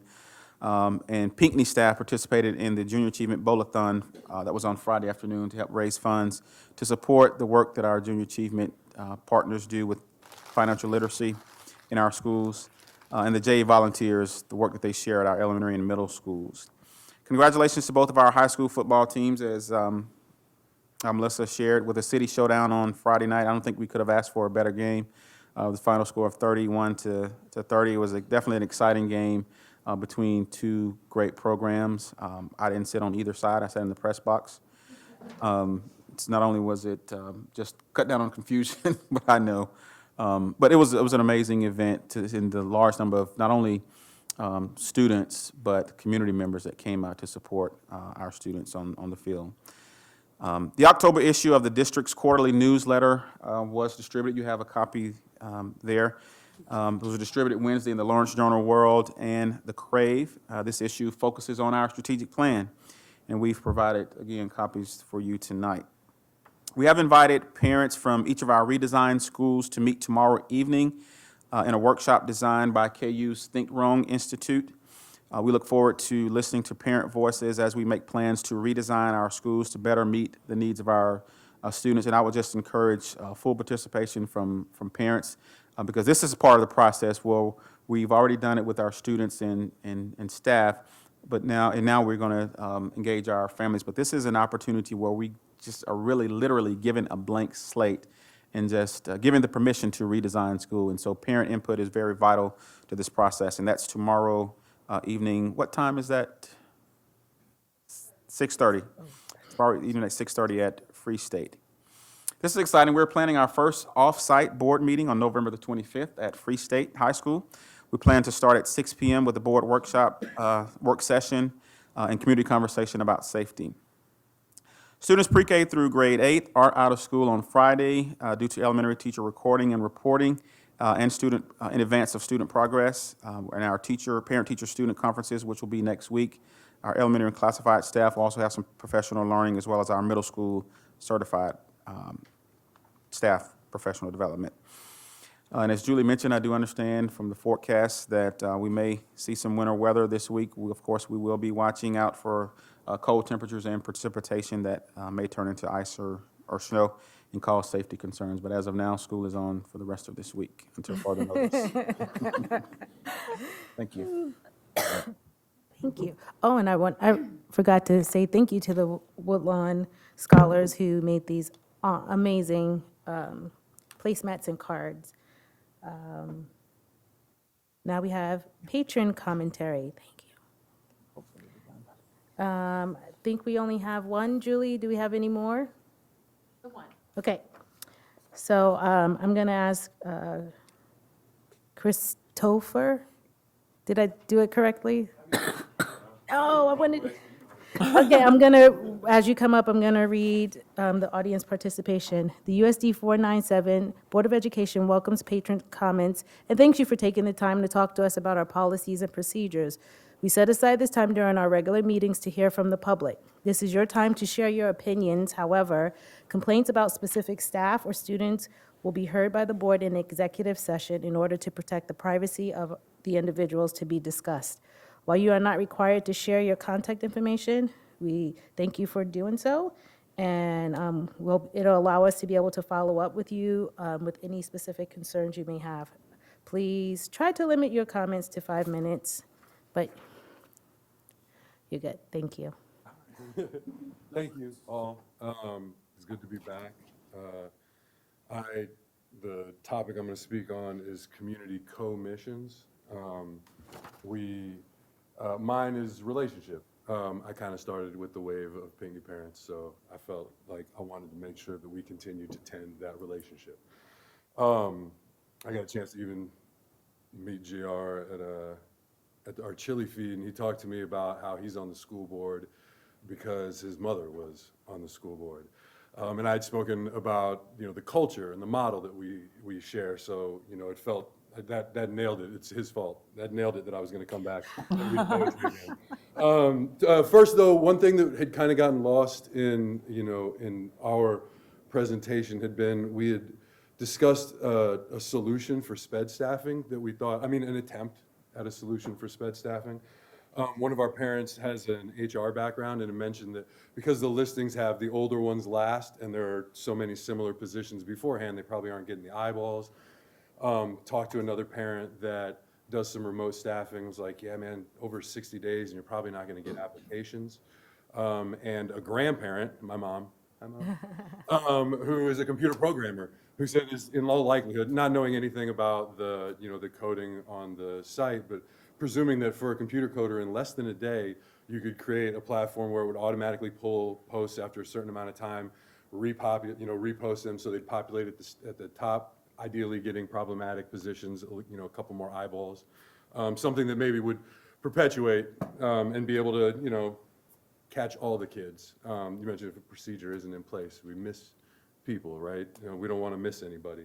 One of my fellow PTOs reminded me of a quote that there's no such thing as other people's children, right? So that's, that was the specific thing. The other co-mission, I guess I want to shout out to New York PTA. I had gone last year to their trauma-informed school presentation, which was awesome, and they're doing really cool stuff there. But trauma isn't only experienced as individuals. So here's a poem commissioned by my teammate Jesse Brinson when he was running for county commission. So this poem is titled "Brinson for Commission." Excuse me. Freedom has flooded our streets with fire. That's why we fight with idyllic desire for a government that invests with love and faith in our fellow man. Because together we can create the community we dream of. Together we can lift ourselves above the cacophony of chaos and conflict. And all we have to do is stick to the ideals that formed us. Here, where the Civil War awoke, our nation's dream of freedom. Now, civil discussions is how we're going to achieve them. Because our streets can be paved with a promise, better tomorrow for all. And we can offer a handout to those who suffer a fall because our city has blazed a path to a freer future. We are a city in recovery, post-traumatic stress, this blessed canvas, reframed, restored, we remain, a reclaimed, we, same. Thank you. Thank you.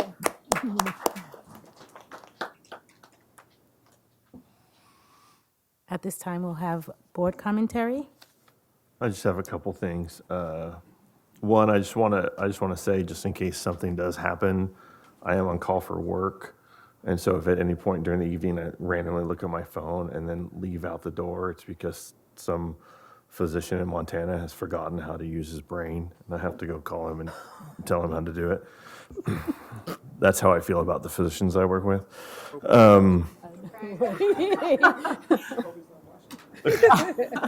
They don't know how to watch. Just a couple things. One, 2 weeks ago, I did get an opportunity to go to the Pinckney Chili Feed, and that was a great opportunity to sit down and talk to some Pinckney families and some people, and was probably there for about an hour and hour and 20 minutes or so, I took my daughter Anna with me, and she had a lot of fun. I think someone offered her to go get 2 desserts because she made the trip to Pinckney. She was very excited about that. So that was a fun opportunity. So thank you for the conversation. It was a good time. And then also had the opportunity to go to the city showdown on Friday. That was good. My 2 favorite parts were was standing at the gate waiting to let my most recent LHS grad back in, because of course she can't carry her own money to buy her own ticket, so I have to wait to let her in. And I got to watch Les Miles come in, who was at the game. I thought that was pretty cool. And then said daughter was more than happy to remind me that she was there at the game to watch some random athletic event that was on the field in preparation for the 2 band performances. So that was the entire reason she was there. So. Okay, thank you. I wanted to share with the board just a brief update. I had my second round of Governor's Tax Reform Council meetings right after our last board meeting. We had an overview from a number of different agencies about tax legislation that was passed last session and the governor vetoed. Really kind of gave us an explainer on what all the issues were and why the legislature was interested in taking that action and what the concerns were that the governor had. Also heard from the council is getting advice from Dr. Donna Ginther, who is the Dean's Professor of Economics here at the University of Kansas, and she's also the interim director of the Institute for Policy and Social Research, and she's helping with research and modeling of tax policy as the group begins their discussions. And then we also had an update on the online sales tax and collection or non-collection of that online sales tax in Kansas. A lot of really good information. Not a lot of discussion yet. We're still really just kind of feeding us with the fire hose to educate everybody and get us all kind of on the same page. Our next meeting is we have 1 day of meeting in November. It's November 14th. Last Friday, I had the privilege and the honor as KASB president to participate in the evaluation and scoring of applications and interviews for the 8 Kansas Teacher of the Year finalists. And that was it was an all-day process to watch a combination of personal interviews, a mock speech that they did, and then footage of each of those 8 candidates teaching in their classroom. It was really inspiring. It was so much fun to see those 8 outstanding teachers practice their craft with their students and to hear from them. So I was really glad to have that opportunity. And then Kelly and I had a policy committee meeting last Monday after our board lunch at Woodlawn, which I just got to say again, the thank you notes and the placemats were so appreciated, so adorable and thoughtful. And at the policy meeting, we talked about feedback that we have received on our draft dress code and also the equity policy, and we are following up on that feedback, gathering some more input, and we will have some policies about ready to bring to the board for a first read here in the not-too-distant future.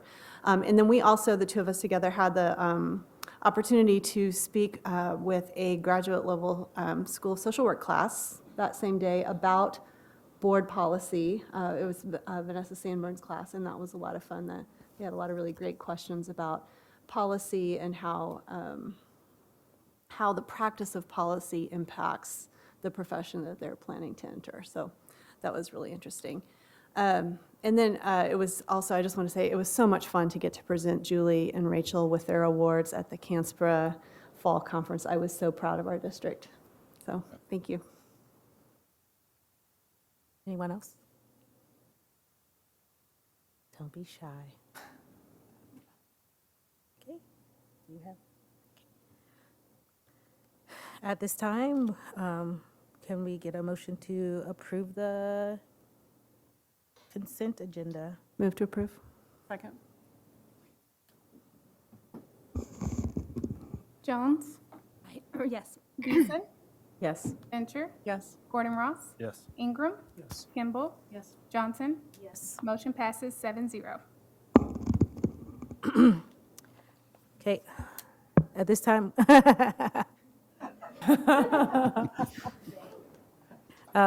This time we have Ron May, Director of Facilities and Operation, to follow up on some old business regarding, I channeled my neighborhood. Just kidding. To follow up on some old business regarding the Hall Pass School Visitor Management System.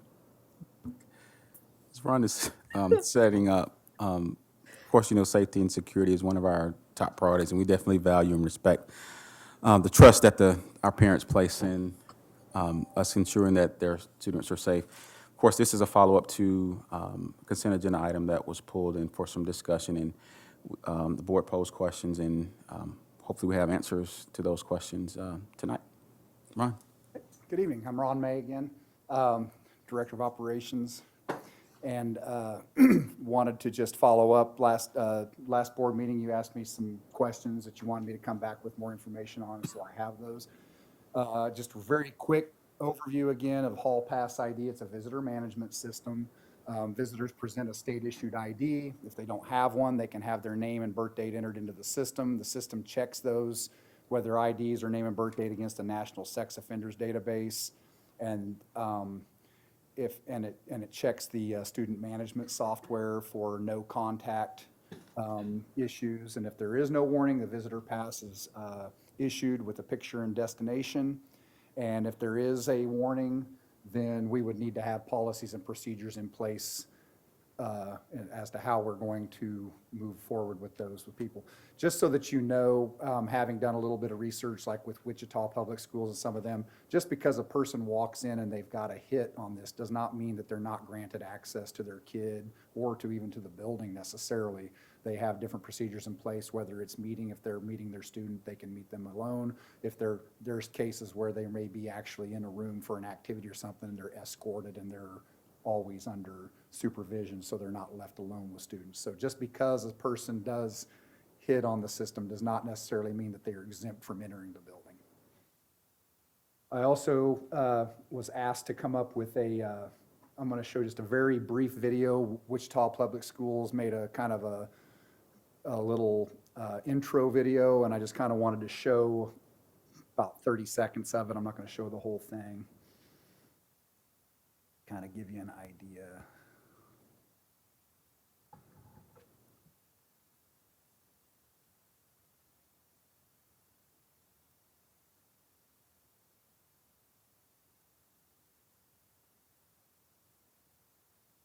It may be the, Somebody's coming to help. Second, I've got backup coming. As we're getting the sound on the previous screen, also just wanted to remind the board, there's also checks for no contact talking to our power school. And so if GR is listed as he cannot check my kids out, when he gives his ID, it'll pull up in Hall Pass as well. Well, it's on the mixer up. Okay. While that's waiting, I'll just go ahead and go through and come back to it. How about that?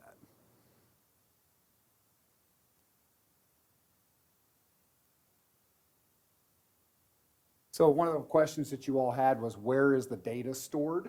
I asked that direct question to the rep that I've been dealing with, and his quote was, your data is in our locked, badged, appointment-only secured data center. It's not in the cloud. It's staffed 24/7 with locked server racks, double metal doors with Sally ports, and we are HIPAA, SAS 71 and 2, and GLB certified. So he wanted to assure us that it's not cloud technology. It is in a locked server that is not accessed.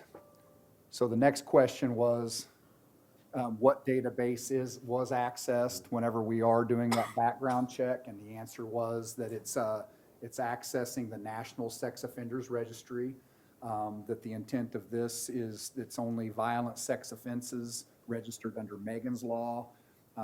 It's not the proverbial person who used bad judgment and got picked up for public urination or something to that effect. Asked him that very directly, what is this going to check for? who has access to the data, which was another very important question. And he said, again, the database is in a server, so it's not in the cloud. He said, the data belongs to the district. We can wipe the data at any time. We could wipe it at the end of every day if we wanted to. The disadvantage to that would be people that are visiting more frequently, that kind of stuff. They'll have to give their ID every time. Yeah, they'd have to show the ID, and they'd have to go through that every single time if we were to wipe the data regularly. I asked specifically, have they ever been asked for data from any government entities, specifically ICE? They said no, they have never been requested for data, and he said that their stance on that is that it's not our data. So if you want the data, you need to go to the place that owns the data. And so then asking legal and asking David Cunningham, is this information that falls under the CORA, under Kansas Open Records? He said, and very specifically, no, it does not fall under CORA as an Open Records Act. It would have to be information that would need to be subpoenaed in order for us to provide it. We even asked that, and we asked it in regards to, the first question was, well, what about just our sign-in sheets? Can somebody walk in and just say, I want to see your sign-in sheets for the day? No, we don't have to provide that. I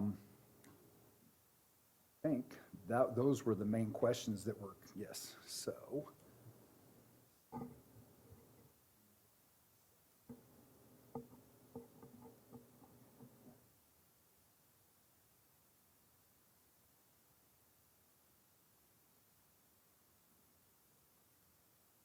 There we go. Throughout the school day is our highest priority in Wichita Public.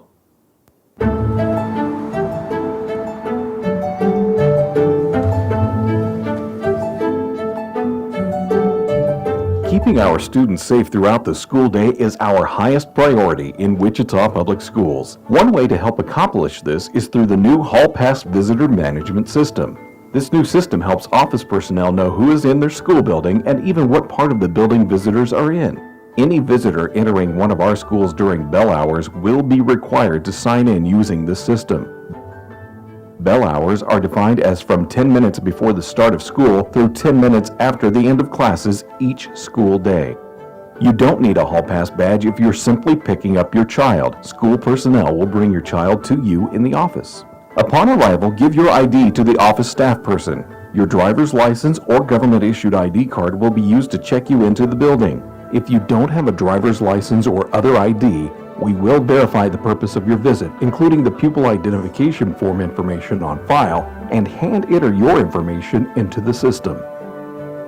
Name and birth date will be instantly captured, and within seconds, you will receive a date-specific visitor's ID badge to wear in school. Visitor IDs will be scanned against national sex offender databases to ensure the safety and security of our school environment. This nationwide scan will occur in a matter of seconds.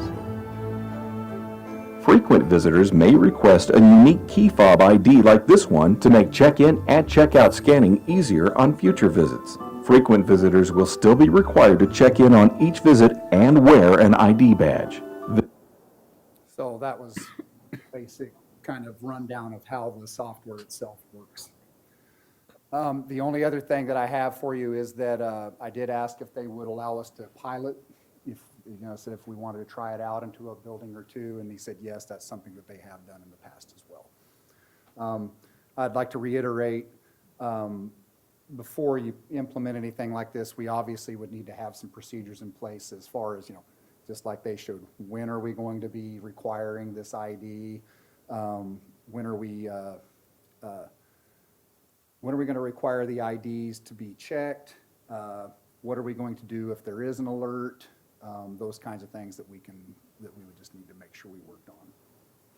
So is there anything that I haven't touched on that somebody would like for me to talk a little more about? Have you anticipated, I know you're waiting for us to vote on this, but have you already begun to create an outline for those things? Yeah, when you go like, for instance, to the Wichita's public schools, if you look, they have a lot of that stuff outlined. There's a lot of districts in the area that are using them, so we have a lot of examples that we can pull from. One of the other things that we do, we're going to work on is David Vinieri and I have met to talk about the computer side of it, how we're going to run it on the system. Is it, are we going to have a standalone in the offices, or are we going to run it off of our virtual desktop? So we've been kind of doing a little bit of the preliminary work, but we haven't done a lot of it yet till we know what direction you all would like us to take. But we would not implement it without having those procedures in place. And there'll be a communication plan relative to, well before we roll it out, because what we don't want to happen is for a parent to show up and say, oh, you need your ID. Parents will know well in advance. We'll have information in both English and Spanish. And I kind of like maybe doing a video too. Yeah. I didn't want to put you on. So first of all, thank you for coming back with and answering or trying to answer some of, I think lots of questions that I peppered you with last time. I'm one of 7 people. I am definitely not comfortable with moving forward with this if we're going to continue to do the criminal check. I like the idea of a standardized way to enter our buildings, of being kept track of in the buildings. I think that makes a lot of sense, but I think going back and doing the criminal check is problematic for a lot of reasons, and I've articulated them to a couple people via email today, so I think I can say it here relatively streamlined, hopefully, but the National Sex Registry is sort of rife with problems, and it's another place for racism to exist. 1 in 100 black men versus half that number of white. They're up 2 times as more likely to be on it for all sorts of things, and at the same time, that's also the population that is exonerated for all sexual assaults at a higher rate later after serving many, many years. And so that kind of proves that black men aren't doing sexual violence more often than white men, but they certainly are being prosecuted for it and put on this registry that then they never get off, and has a lot of really draconian measures as far as where they can work, where they can live, all sorts of things. So for me, because of that, because of the fact that, as I had stated before, human trafficking, often you'll end up on a sex registry for having an experience in your life where you were actually the victim. The fact that there's so many research things that you could read out there from the ACLU, from all sorts of organizations that basically tell you that they are encouraging states to lighten up on the sexual registry because it is so problematic. I personally will not be voting yes on this unless we can take that piece out of it, but I also appreciate that I'm 1 vote of 7, but I wanted to make sure that everybody understood why I voted no when it comes around to me. So. I would like to echo some of the things that Jessica said. I'm all for school safety. Okay, I'm just a little bit uncomfortable with the equity issue. Parents that have previous transgressions that have served their time trying to be an active participant in their child's lives, I just see that as a barrier, and it's something that I've witnessed. Growing up and. In our community, and I'm just not comfortable with that barrier. I like the safe schools part, it just doesn't speak to me in that category. If we're gonna spend $70,000, can we come up with something that's gonna keep angry white men from coming in our buildings and shooting schools up? Because I don't think that this is our problem in this country, personally, either. I mean, it'll be no difference from parents going in buildings. Now, they'll still have access to their kids, so it's not like we're putting people on this sexual registry. We're just making sure that you don't have access to other students. It's one more place where they have to come and be publicly shamed for any number of things. No, not Again. publicly shamed, not at all. But it is. Because it'll be the office assistant and then the administrator who pulls them aside and says like, oh, when you were 18, you had sex with somebody who was 16 consensually, but you're on this registry for the rest of your life, so come to my office and you can talk to your kid in here. Mm-hmm. But doesn't that get handled in terms of the policy that we would develop around this? So, and I understand the concerns, but it seems like if we develop a equitable policy, then that, in my view, that would take care of some of those issues. I mean, I agree about the National Sex Registry, but, you know, as I understand this, I mean, he's not saying you can't come in and have access. It's just sort of pings the system, I suppose.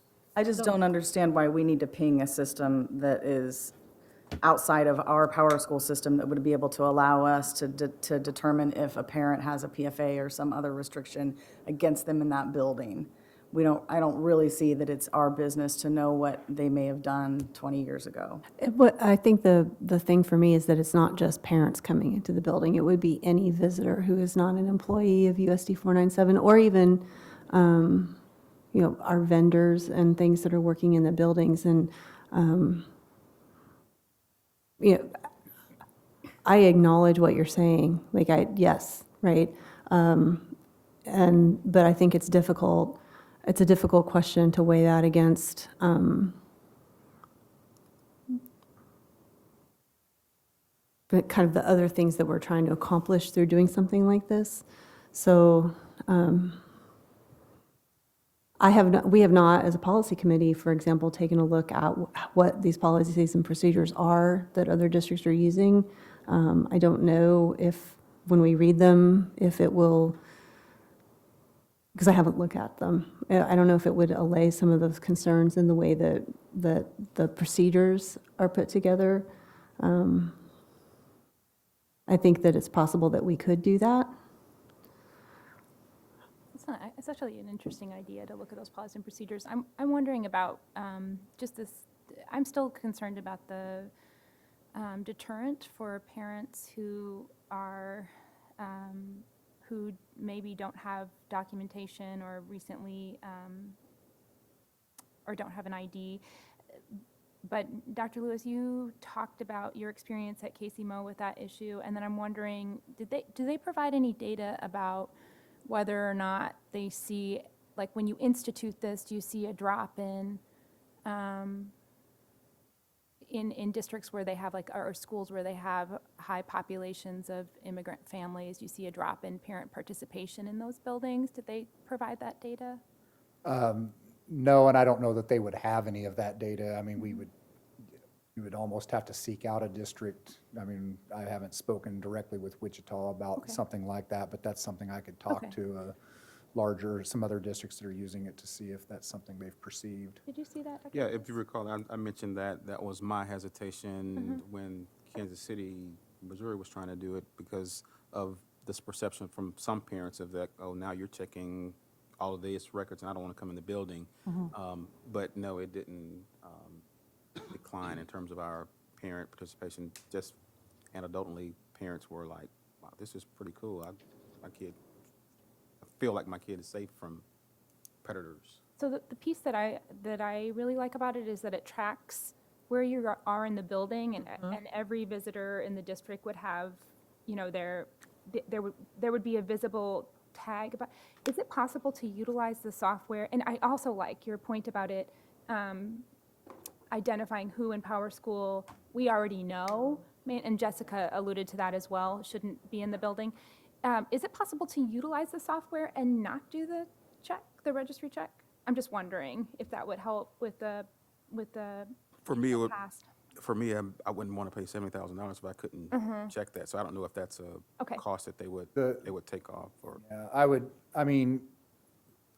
They're assuming going to charge you the answer $5 is, per check. It's right here on the. well, it's if you're doing the crime registry, there is a per check fee, but for the access to the national database, that's an annual fee tacked on. It's like $350 a building or $389 a building, something like that. So the answer is, I believe it would work, but instead of accessing the registry, you would have to, I'm not sure exactly how it would work that way. If it would still scan the card and pull the pictures and things like that, or if you would have to physically, because for the people that don't have an ID, you enter them in and you take their pictures. So in that regard, it works without, I just don't know if the ID scan is going to work without it going through. That I don't know. I think it might be instructive if there are still concerns for us to do a pilot. That's where Because I think it would be interesting to gather some data around that to see what our current experiences are in our buildings.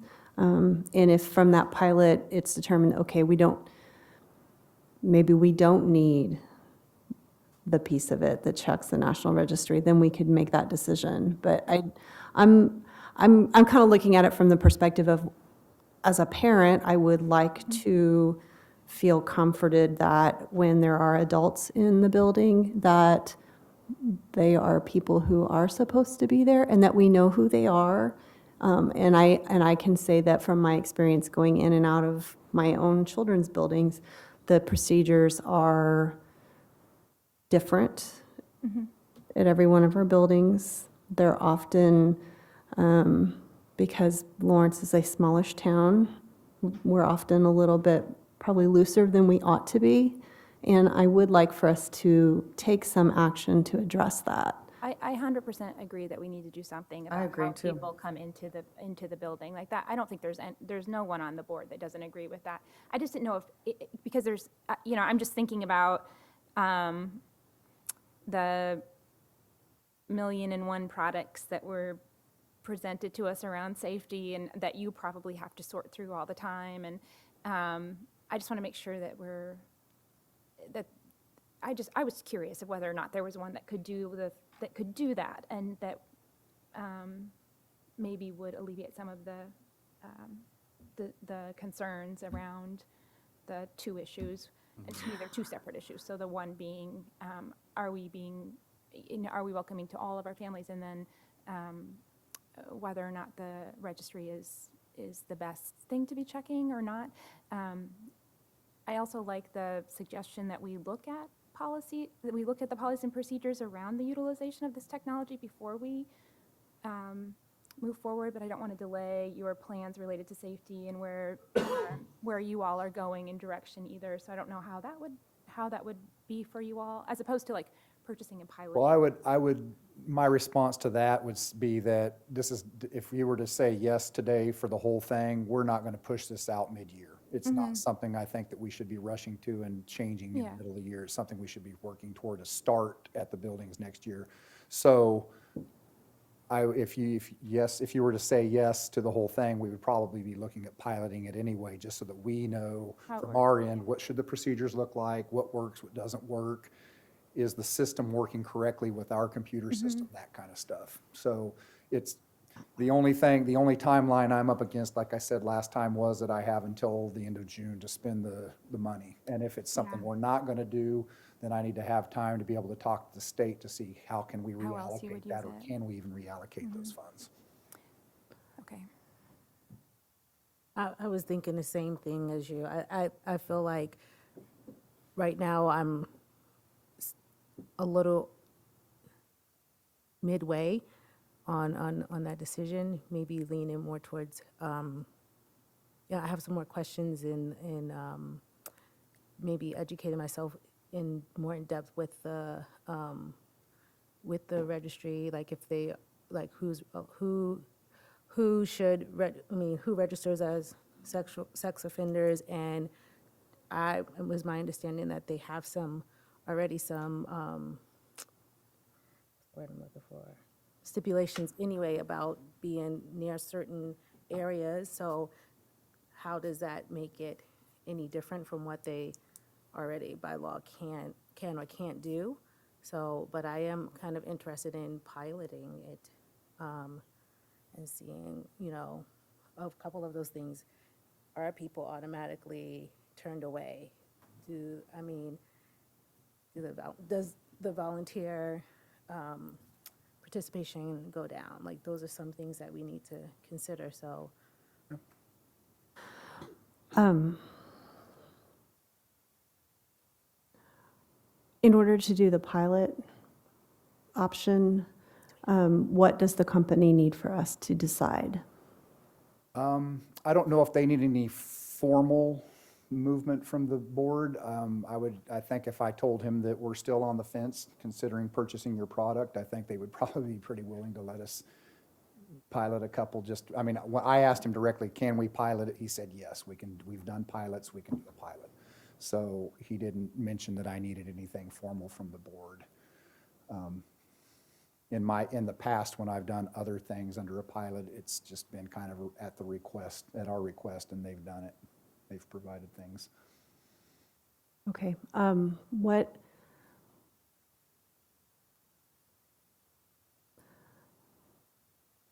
is kind of, in terms of you being able to make decisions about how to allocate the grant money? Because obviously we do not want to, I would not want for us to make a decision that would put that money in jeopardy. It's highly sought after. We got a chunk of it, more than other districts in some cases, and so I would like for us to be cognizant of responsibly spending that grant money. So I guess,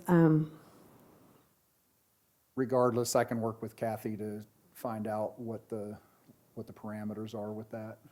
because honestly, I think where I am is I would vote to approve this tonight, but then work to address the concerns that Jessica has raised through our implementation and procedures. That's where I am on this. But I'm trying to make some suggestions that perhaps everybody feels comfortable with. Well, I mean, an informal vibe? Are there other, I mean, can we do that? We can do that, and then we can take a formal vote if somebody Okay. wants to make a motion. How's everyone? But- Because I guess that's my mindset, what I'm thinking about. There are already, within being an offender, sexual offender, I don't know if there's a wrong way or right way to say that. There are some stipulations already in place.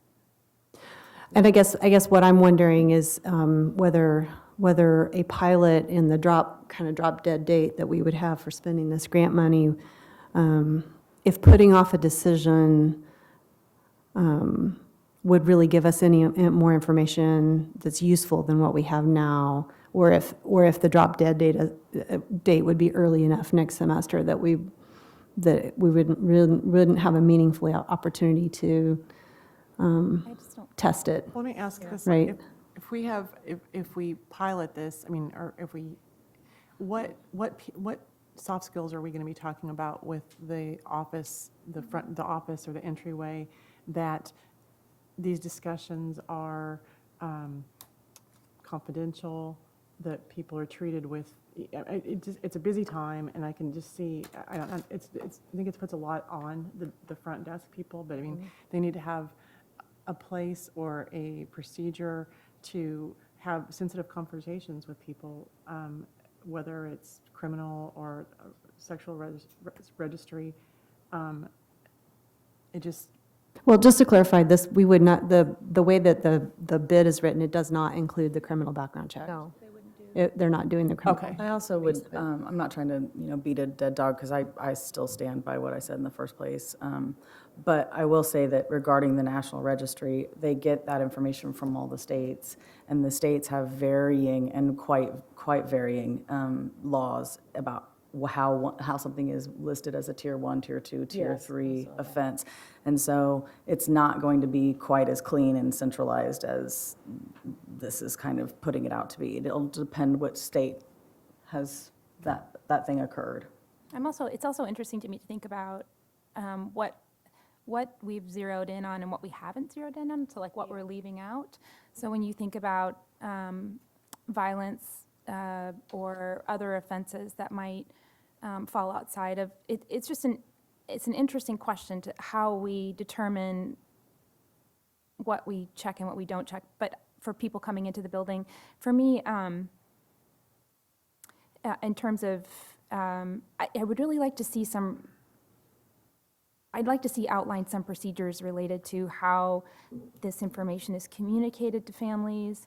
That's why I asked that. Yeah, and I think that piece, it probably does speak to the piloting in terms of looking at what the other districts have used. I know that you wouldn't want to spend that amount of money on it if it wasn't doing the check, But I'm really interested in telling people when they come in, we're watching, we know we're assigning where you go, you have a badge on, we know you're supposed to be here. That is compelling, to me, that is a safe, that to me achieves the objective more than the check. Because it does, and the ping, for me, the finding the person in power school that shouldn't be in the building, that probably is one of those things that really speaks to me. And I know you make a really good point, Ron, about how we would accomplish that without doing the registry, but those are the pieces of the software that are compelling to me as a single board member. It's the standardized procedures when you come into our buildings, the standardized that every staff member in that building could look at that badge and know, okay, somebody in the building has talked to you and we know where you're going.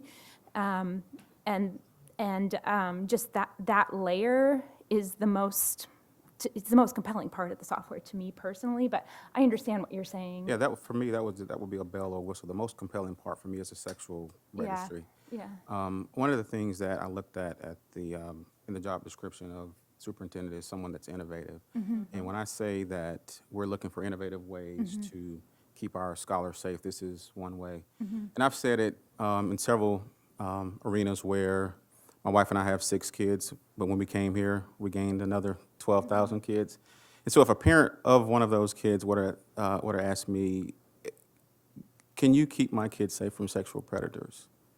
And right now the answer would be no, because we have no way. And I'm thinking as not only a parent of the 6, but of all of our scholars in this district, do we have a way? Yes, it's nice to put a label on and say you're going to the cafeteria and that's the only place that you should be. So if a custodian sees you in the gym, hey, this is not the cafeteria.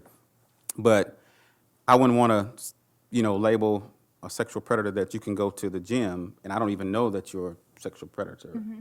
So for me, it's about just keeping our kids safe and from harms. And I would say in a large urban area like Kansas City, if I had to guess, don't quote me, Dylan, but if I had to guess, it would probably be that it was pinged maybe 10 times a semester, if that.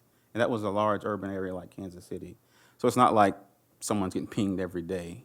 And actually, Dr. Luz, that's probably in part because that's not where sexual violence happens. So your 75 to schools are one of our 85% safest of them places. are people they knew. Yeah, so That's a the first-time offense. problem. I mean, really is the offender typically is unfortunately a family member, and typically it's not happening in a school building. Not to say that it They don't doesn't have a happen, record. but that just in terms of like, is this software is it really keeping kids safe from sexual violence? I mean, I'm not entirely sure I'm sold on that, but I still think it has value. I don't mean to disregard that. But regardless of where it's happening, if I'm a sexual predator, I'm in a school and I have access to 400 kids, that's a problem for me. I agree. I agree. I appreciate that the sexual offender registry is problematic, but there are people who absolutely belong on that. And if that does ping for people, I'm actually feel good about the fact that they might know that they're not supposed to come around kids, and that if they do, or that they're going to ignore that because we don't monitor that, so there's no deterrent. So for me, that's compelling. Again, recognizing that there, clearly not everybody who's on that list belongs on that list. But if it's a question of maybe keeping some people out of a building, and some other people will maybe have to have some extended conversation to find out, what's going on, then I guess I'm okay with that. One of the things I think I would have some questions around in terms of drafting procedures would be with vendors and other people that are doing work in our buildings that are contractors. I think I have confidence that with our construction projects, we're doing some of this background, we're doing this background checking our construction manager at risk is managing that for us. But other kinds of outside contract services that we provide, I do think I can think of examples where having this kind of check would probably have provided us with some information that we needed to have. Yeah. Just to key back in on so we talked that sexual registry piece, but then just again, I would like to see how we will, if we pass this, just hitting again, I would like to see how we are going to present this information, particularly to families who are have immigrated to the city and are in our district, and how we make it as reassuring and as welcoming to them as we possibly can, and particularly in our schools that have high populations of families that, like our ELL, our English language learner schools, ESL, ELL. Mhm. Yeah, either go.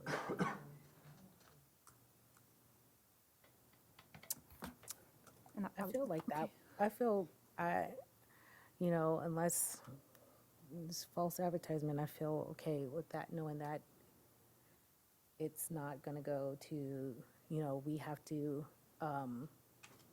release that information on our own. Like we're not mandated to release any information on who's undocumented or who isn't. Yeah, that was definitely reassuring. And I, again, knowing what I know,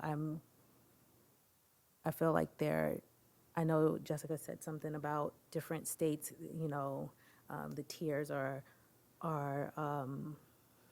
perceived a little different depending on what state they're in, but I feel more comfortable doing it than I feel uncomfortable. So I guess we can just kind of get a... Yeah, and then just one more request, Dr. Lewis. If this were approved, could you work with community partners who work primarily with Latinx families or other immigrant families that we have in Lawrence to develop policies and procedures, not just internally, but in collaboration with our community members, to talk to people from those communities about what we can do to most make the technology, to reduce any anxiety they might have around the technology and securing just generally they're feeling welcome in our buildings. I know one thing that would make me feel more comfortable in the decision and address this with the board is, I know you don't want to put in a whole bunch of work and we do not approve it, but I would like to see some type of plan of action. How is it going to be implemented? How are we going to relay that information to kind of like along the lines of what Kelly said? How are we going to, with our office staff and the front desk, I know some of that is they're internalizing and how to be respectful and polite, and not gossiping about, I know those, just kind of weighing what are some concerns? How can we address those concerns? Just being, trying to think one step ahead and then kind of come up with some plan with that. Do you feel like, board members, do you feel like you are strongly one way? I know Jessica, it's like I'm strong, but do you feel like that will allow you to make a more confident decision, or do you already know what decision you want to make? I think I have confidence that our staff, with board direction as to what the things are that we are concerned about, would be able to write appropriate guidance and to the extent that there's policy that would need to be drafted. Kelly and I will work with our legal staff to make that happen. I'm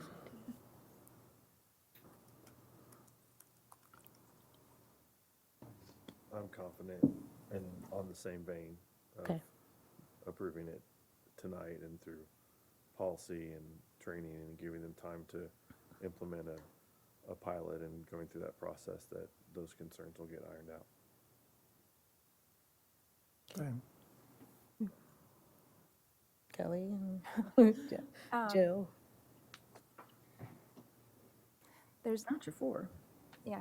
Yeah, I mean, all you need still doesn't hurt to hear perspectives, unless you don't want to. I've kind of shared where I'm at.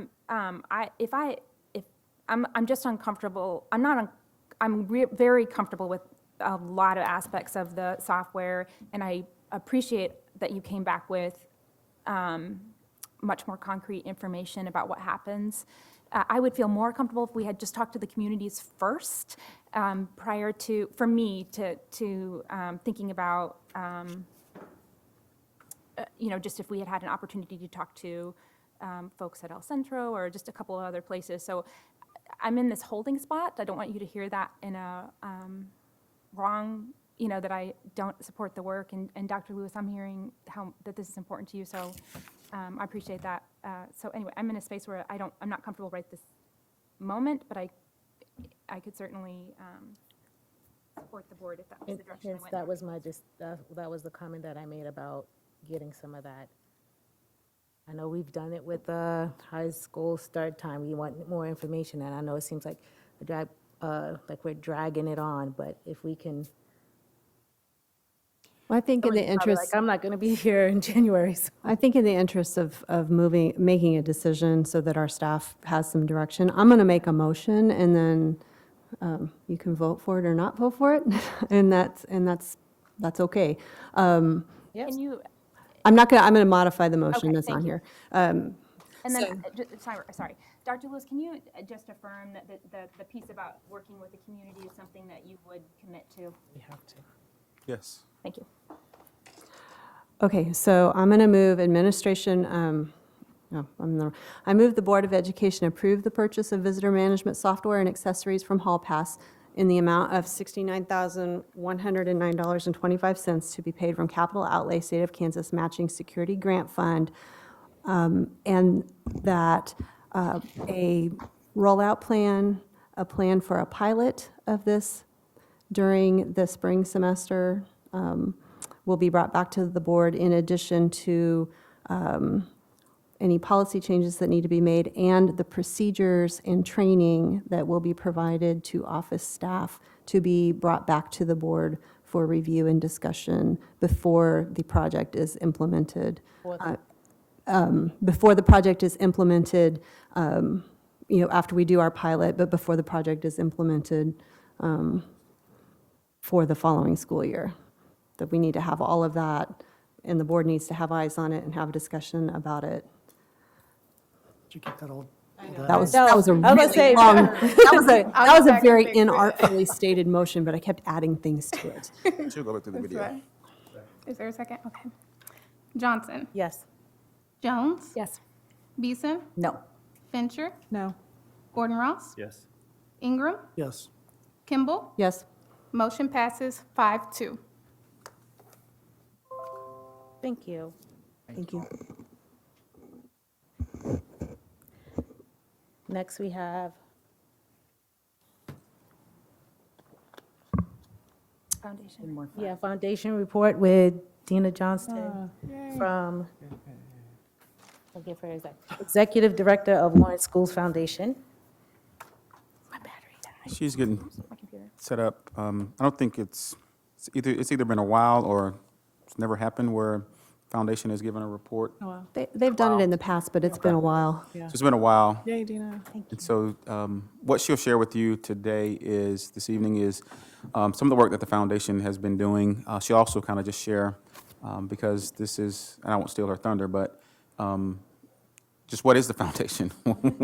What do they do? There's still some misconceptions out there. And she'll also talk about forecasts of what's ahead. Dina. Yes, thank you for having me. I'm excited to be here. I know in this coming January, it'll be 4 years for me that I've been with the foundation, which has been amazing, and it's been fun to see the growth and be a part of that program growth, the communication in the district, but also within the community, and to see how much has changed and what work we continue to do. In January, also, the foundation will be celebrating 35 years of partnership and support with the district, which is pretty incredible. We are very unique for a schools foundation. A lot of foundations that we partner with or team up with are part-time or served by volunteers only. So we're very fortunate to be here in the district and get to work so closely with our district leadership team and, of course, the superintendent, all of our educators. You know, we're a mighty team of 2.5. Jamie's full-time with us. Erin Coaxel just joined us this past May as our bookkeeper and accountant, which has been a great addition. So between the three of us, we have a lot of time spending in the district and get to do some of the fun stuff. This is just, I just wanted to share just a financial kind of a review of 2018. We just completed our annual reports that we launched at the community breakfast in September. So this is just a snapshot of our 2018 finances, but as well as our last 5 years, which is neat to see some of the numbers and how they've changed, you know, and that we've granted almost $1.5 million to the district, whether that be through direct program support, our scholarships, our teachers awards, staff awards, and the various programs that we help oversee. So that's just a small snapshot of what we do. This also is a glimpse of the funding and our financial review of what we do at the foundation. It shows a percentage of our endowed funds. So we work with a lot of private donors, community partners for our endowed funds that come in. Early childhood has always been a big piece of the foundation and the support that we have there. And we'll talk about that in another slide. Our grants, whether those are grants that we offer here through the foundation that we provide to our schools and teachers that they can access, or that our community partners have allowed us to access, and some of those that we also reach out to and work with Douglas County Community Foundation and some of those outside grants. School specific, those are our programs and funds that have been set aside for specific schools. Sometimes we have retired teachers, community partners, donors, family members of who want to come in and maybe they have a very specific need. Maybe they were previous English teachers and they want to really support that program. Whatever that looks like, we can sit down with them. District-wide, same thing. We've got a lot of programs that are various district-wide and some new ones that we've added that we'll touch base on. Our scholarships, we work with several private donors and families to be able to offer scholarships to both high schools, but also to the Adult Education Center, which is something new that we've added. Teacher awards, and as well as that unrestricted. My personal goal, looking at that purple, the unrestricted, I would like to see that bigger. Most of the funding that we come in is for specific and restricted needs, which is a great thing because there are always those needs. But however, we do have to function, pay our overhead and our staff salaries. Jamie, my full-time assistant, and myself, our salaries come out of the foundation fundraising, so that's important to us, and that's certainly a piece that we look at as well. So that's part of our goal planning moving forward, is how can we increase that and what does that look like for the foundation. This also breaks down our fundraising, so the monies that come into the foundation on an annual basis, and this was based off of our 2018 numbers. So the orange captures our district staff donations. Every year, this time of year, we're currently in that proportion now that'll run through November 1st. We work with our district staff and we kick off our district campaign where we ask employees to take part in payroll deduction. We've averaged about, I would say right now, we've got about $2,200 a month that we get from that, which is equal to about 365 participants. So it's about 20% of staff that currently participate, which is great, and we're certainly appreciative, but we know we can do better. And getting that message out. So our goal this year was to increase that by 10%, which would add about 185 participants. And even if those new participants gave $5 a month, that would increase it about $925 a month, or an additional $11,000 a year. So those are also numbers that we look at. And it's very important. We want staff to know that we're here as a support, but we can't do the work that we do and give the money out that we want to give out if we don't have those funds coming in. So it's important that they play a piece of that as well. Same way with our community campaign, where about 12% fundraising comes from our direct support from community campaign. Our community campaign, we launch in November and we extend it through January. That's kind of our giving time. We're working on that actually as we speak this week, where we work with our board to come in. We put together letters, we send those out, as well as our annual reports to the community to solicit funds. A lot of times we see our bigger gifts come in that time of year. We capture our community campaign, what we call it, all year round, because sometimes we get in the middle of the year donations of just unrestricted gifts, so we consider those community campaign gifts. But we also truly earmark just what we get from November to January so that we can have something to compare to the primary year. Primary fundraising events, it's 22%. Those come from, right now on this one for 2018, we only captured our Follies events and our breakfast. So those are big proponents of what we do at the foundation. And so it's important for us every year as we gain those, that all that money that we raise from those two events go right back into the classrooms, again, in forms of scholarships, teacher and classroom grants, or just direct program support. Private donations, again, those kind of reflect back to our school-specific and our restricted, and then other pass-through contributions is that 17%. Those are numbers that we see a lot of times. They may be the one-offs that we don't have a direct fund for or fund for yet, or maybe someone will give. We had a $20,000 gift last week that somebody wanted to give specifically to Liberty Memorial for kind of work on some of the things that they're doing, so that we would consider as a pass-through gift. So we have that opportunity so that we don't have to, our accountant loves us, so we don't have to keep creating all these additional funds, but we can narrow it down and still have an opportunity to work with the district in that capacity. Some of our other revenue sources, they're not huge, but they are opportunities for us. Network for Good is our online donation, our platform. We're looking on our goal plan to see if there's something different, maybe more user-friendly that we could use, but this allows donors to go online and they can purchase tickets to events, they can sponsor things, or they can give one-time gifts, or they can give reoccurring monthly gifts. And that's how we track our online donations. And you can see the numbers from when we started that, and this goes up to about 2016. Planet Aid, those are the yellow bins around town. It is set up locally, so we get a proportion of that quarterly, back specifically to the foundation, that in our unrestricted funding that we can use as needs arise. Amazon Smiles, anytime you can go on, similar to Dylan's, you can designate Lawrence Schools Foundation, and we get a percentage of those funds. And so we try to kick that campaign off, especially during the holiday season or the busier times where people can shop, and we reap the rewards for that. Dylan's, Hy-Vee Dollars for Scholars, that is a program set up within our district. It's optional for schools. We do have quite a few schools that participate in that. That's just where they turn in their receipt respectively to their school. Hy-Vee collects those.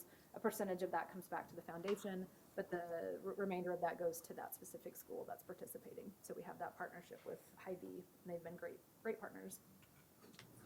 So what do we do? That's probably the biggest question that we get a lot. Being around 35 years, it still amazes me sometimes that people don't know that we're here or that we function in the district like we do. So that just tells us we have more work to do in getting that message out there. We do a lot of things, so sometimes it's hard to really say, okay, we do just, this is our goal. So I wanted to share some of those things. Obviously, just support and resource. We recently changed our mission statement to reflect some of the changes in the growth over the past 35 years. Our mission statement before, I don't think I know I couldn't recite it to you because it was 3 paragraphs long and a whole bunch of bullet points about every little thing we do. So our board got together and said, you know what, we just need to just make it a little more mainstream of what we do, which is, the Lawrence Schools Foundation provides resources that inspire learning, enrich teaching, and enhance opportunities for all students, educators, and staff in the Lawrence Public Schools. It falls under everything that we do in a nutshell.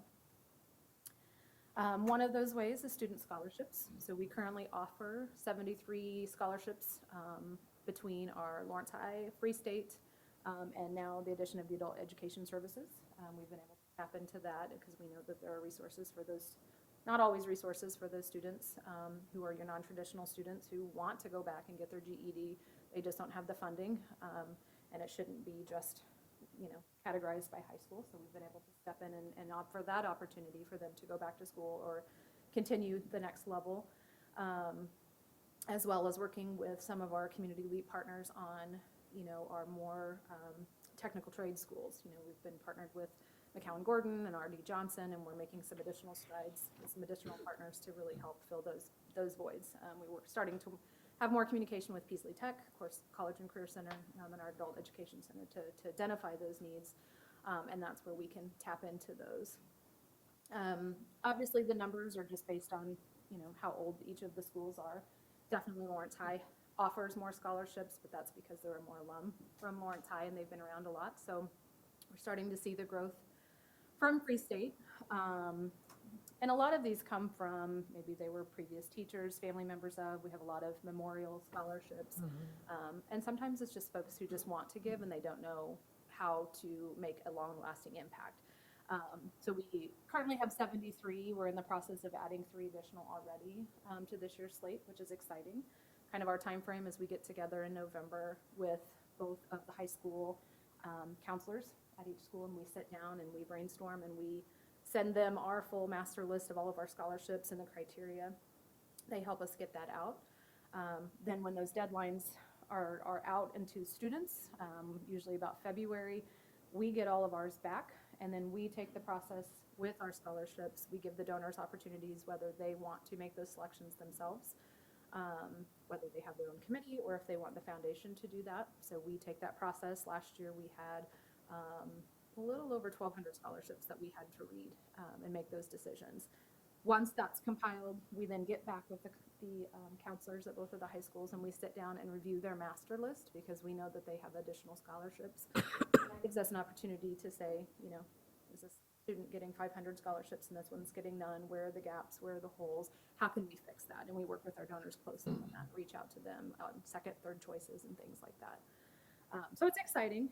We have a lot of local scholarships. We do have some that are alum, that are out of town, out of state. Probably my favorite scholarship story, and I shared this with some of the leadership team earlier, is the Susan Satriano Foundation. It's a really unique one. It started about 3 years ago from a misdial. I got a call from a Joe Satriano in New York. He was on his drive home and told Siri to call the Lawrence Schools Foundation, which his intention is foundation in Lawrence, New York. But lucky me, it called us here in Lawrence, Kansas. Had an hour-and-a-half long conversation with him, and he told me his backstory as he was trying to call the Lawrence Schools Foundation in Lawrence, New York to offer his scholarships through his foundation. He and his wife were retired educators, and his wife ended up with cancer, and at the time, his 2 young boys were going through that, and it was really hard for them, as young men to grow up and watch their mom go through that. And so when she passed away, they made it their mission to create a foundation where they would offer scholarships to students, no ties, no one gets turned away. So if they're going through cancer or have a family member going through cancer, they're eligible. And so he's offering these scholarships. And so after an hour-and-a-half conversation with Joe in New York, and we talked about the foundation here and what we do and the opportunities, he said, you know what, I'm going to start offering those to your students. So for 3 years now, he's been funding a big chunk of our scholarships for our students, which is exciting. I've never met the guy, talked to him on the phone. So we're making a girls trip to go down and see Joe in New York. But it's neat. It's just, having those opportunities and those pathways that we can communicate with people and give our students an opportunity. So I'm hoping he'll come visit us sometime to present. Teacher and classroom grants. Over the past 5 years, we've been able to provide almost $158,000 to our teachers and educators and our classrooms in forms of grants, whether it's innovative teaching, our school assistant grants. We've teamed up with McCowan Gordon Construction. They offer teacher grants through us as well for those going into the mechanical engineering or construction fields to help offset some of those projects. So we've seen that come through for like our robotics team, some of the design build classes at the College and Career Center. Carl Knox staff development grants that we give out every year at the Follies, and our Music Works grants, which is one of our bigger ones that we're able to make that impact. Teacher and staff awards, as I mentioned, that's probably one of my favorite pieces.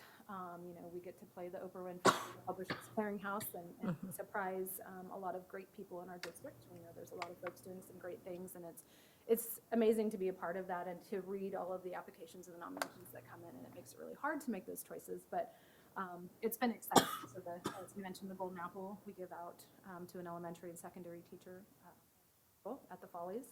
The New York Elementary, Barbara Hodgins, that was a private donor who liked to give back to a specific teacher at New York. So every year we would go on site and help present that award. She recently passed away this year. However, one of her friends and another one of our donors, John McGrew, came to us and said, I want to keep her legacy going. So he's endowed with a $10,000 endowment so that we can allow and keep that going in her name. So we're very fortunate there. Allen Press Award, we work with them. They give a gift through Lawrence High at their annual scholarship night.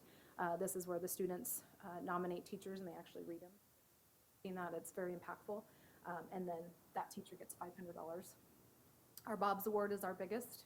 That's another one of my favorite groups of people. We've got about 16 Bobs now, male and female. They want to remain anonymous, and so every year as part of their membership, they give $1,000 to the foundation, and they've endowed that so that we can continue giving that gift. Not many people are naming their children Bob anymore, so we're still recruiting some Bobs and Bobbies and Bobettes. But they're an amazing group of folks. I can't say men anymore because there's women in the group, but every November we get together with them and their spouses and we have an annual Bob's dinner where we get to sit down and celebrate them, and we also invite all of our past award recipients. So it's kind of a VIP for them because they get to find out finally who the Bobs are and be part of that. We get to meet the newest Bob from the previous, or the newest Bob's recipient from the previous year. So that's always nice to do. And that allows us, we actually give them a $12,000 gift because they've agreed to cover taxes for that as well. So it's amazing, huge gift that we can give. Dedication to education, that came from now sons and daughters of the Bobs. So their family members felt very important and that they wanted to carry that mission on as well. So they allowed us to give a $5,000 gift every December to a staff member as well. The ACE Awards is something new. That was a message we heard kind of loud and clear throughout the time was we need to do more for classified staff. We need to do more for classified staff. So we worked with some generous donors, and now we're able to offer 4 $500 ACE Awards every year. And that's been great. Those people are probably the least expectant, but the most excited when they receive it for being acknowledging for what they're doing, whether they're secretaries, custodians, office support staff, or some of those behind-the-scenes folks. So we're glad to be a part of that.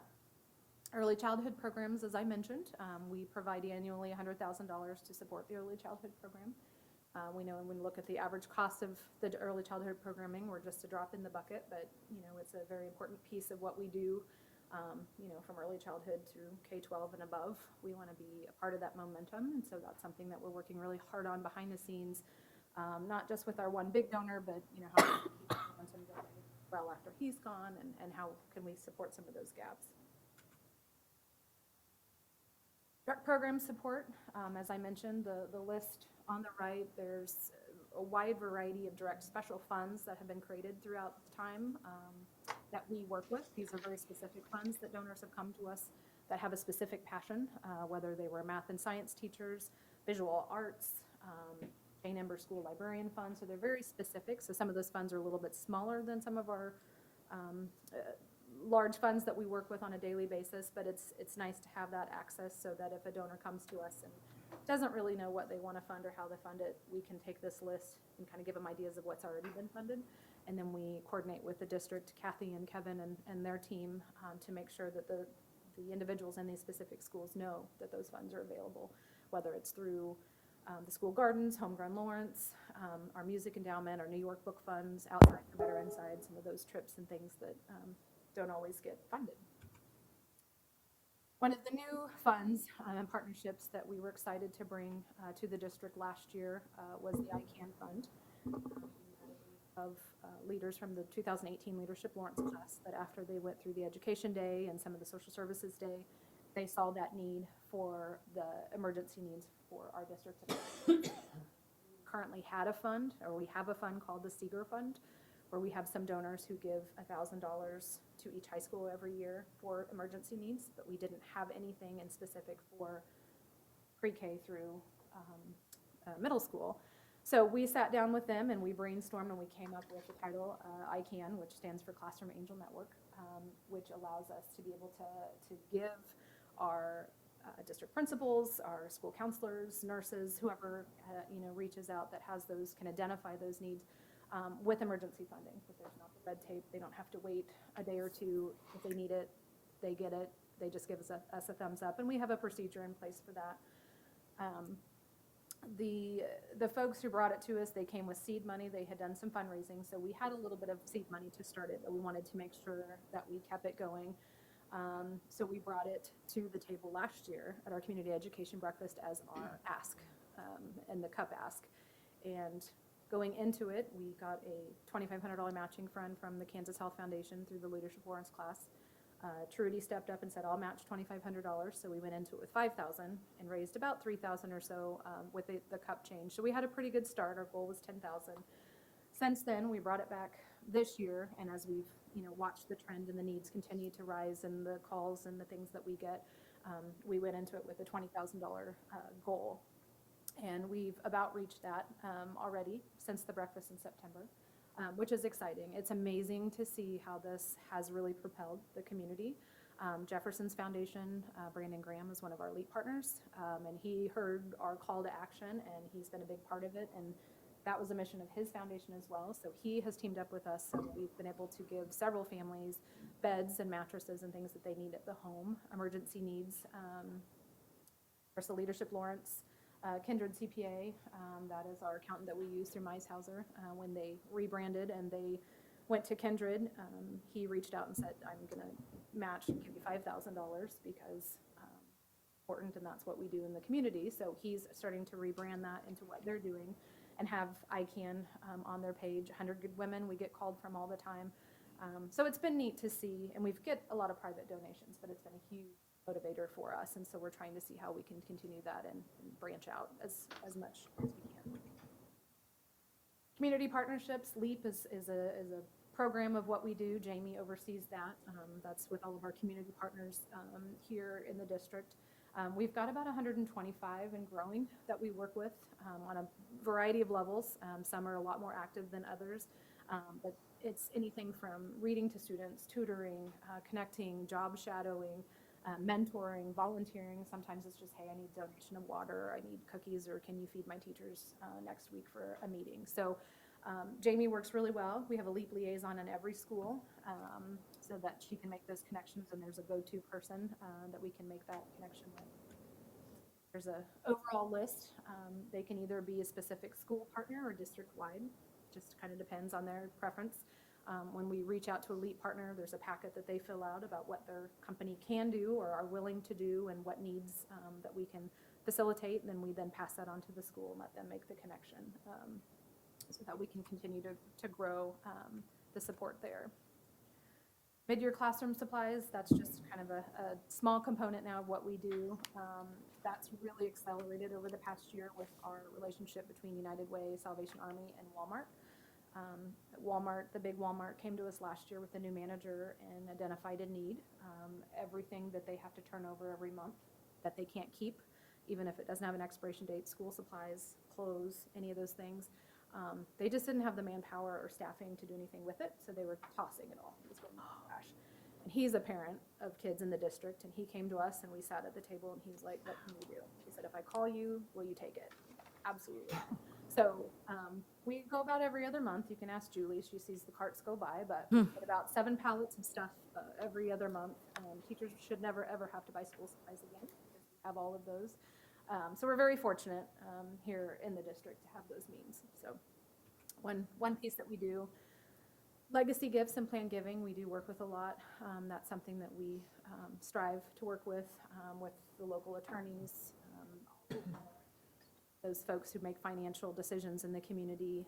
We've got a great relationship, and I'll meet with their clients. They'll reach out to us and say, hey, we've got a donor who wants to set something up, whether it's in their real estate, or their trust, whatever that looks like. So those are some of the connections we make as well. As I mentioned, we're in our staff and district campaign. Hope to roll that one out in November and then start our community campaign. And our signature events, as we mentioned, the community education breakfast, the Follies. This will be year 30. We're trying to brainstorm on something new. It's been a long and running event. It's great, but it's had its time, so we're trying to look. It's a big piece of what we do and the amount of money we bring. And then the Ovation Talent Show, that was something new that we had a student bring to us in January, and we're honored to have it as a signature event now every year, where the funds are unrestricted. And that will be in February, so we've got a great partnership with the Lead Center, our partners, to provide that. Other small events that we do, Casual for Kids is coming up in November, where we team up with businesses and ask them to dress down and donate, and that's a fun event. We pick a Friday in November, and we spend the entire day making our rounds and taking pictures and collecting money from businesses. Raises about $4,000 a year, so it's not a lot, but it's fun for a Friday to go out. As well as our Dine and Donate in December. That was a call to action that we heard from a lot of our restaurant LEAP partners was, we want to help, what can we do? So we teamed up, and this will be our 4th year going into Dine and Donate. We're send business their way, and we get a kickback from that in December.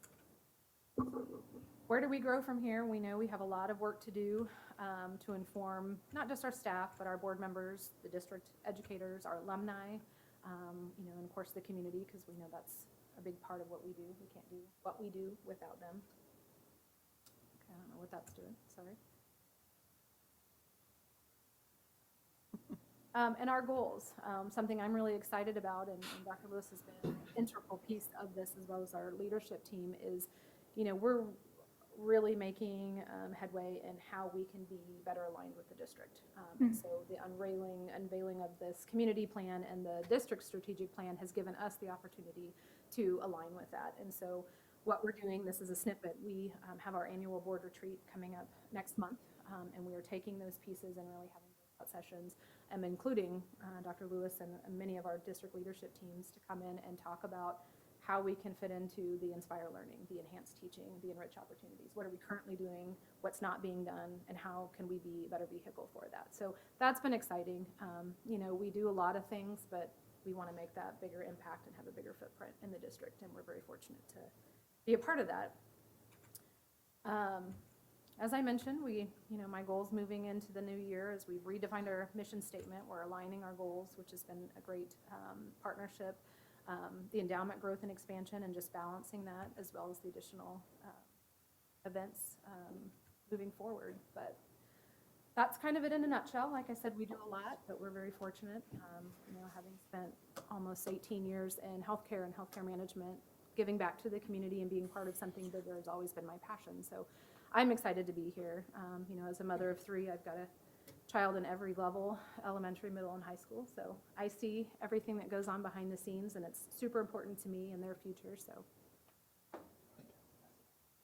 any questions that you have for the foundation? I just want to say thank you for aligning your fundraising with for everything that you do, but aligning with our goals it's really helpful, and I'm glad that you have that support and the district has that support, and appreciate it. I really appreciate the close and positive working relationship that the foundation has with our district. I think that's a special thing, and I just wanted to publicly thank you and the foundation board for really being our partners in trying to support us in our mission. Just being a part of it and listening to things, and Dr. Lewis has been a huge motivator for us, and it's nice to have superintendent and district staff, leadership team, many of them that are on board and are willing to partner. Well, thank you for all the energy you bring to the foundation. It's great. It's fun to watch you grow and to grow the foundation the last 4 years. And thank you for helping on the board too. That's a big motivator. We've got a 21 staff board, Dr. Lewis, a representative from the chamber. So we've got some good people and good power behind it.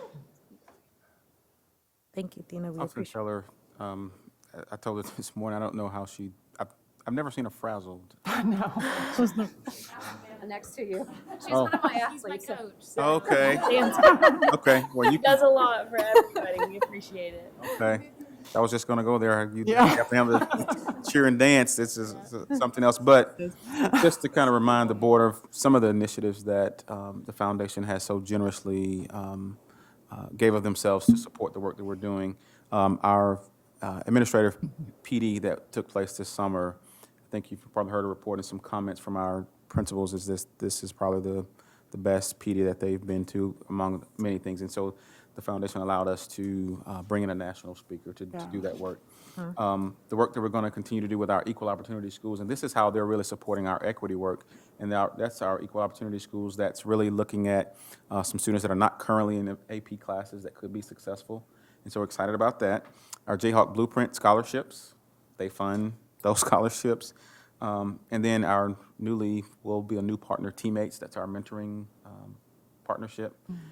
They're agreed to fund that. So she hadn't turned me away yet. So we keep coming to you, but Dean, I really appreciate the partnership and the work that you do for the foundation and your entire team. Thank you. Thank you all very much. Shannon?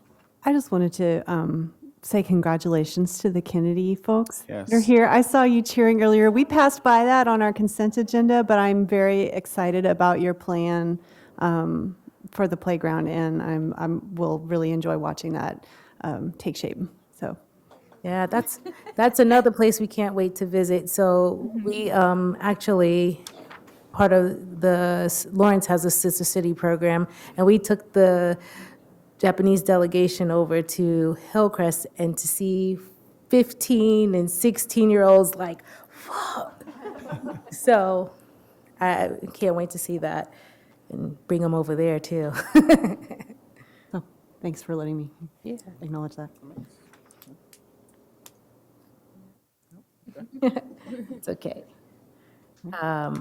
Motion to adjourn. So moved. Second. All those in favor? Wait, I'm gonna give somebody else a chance to second that one, but. Oh, I hit it gently this time. You last so long on that one.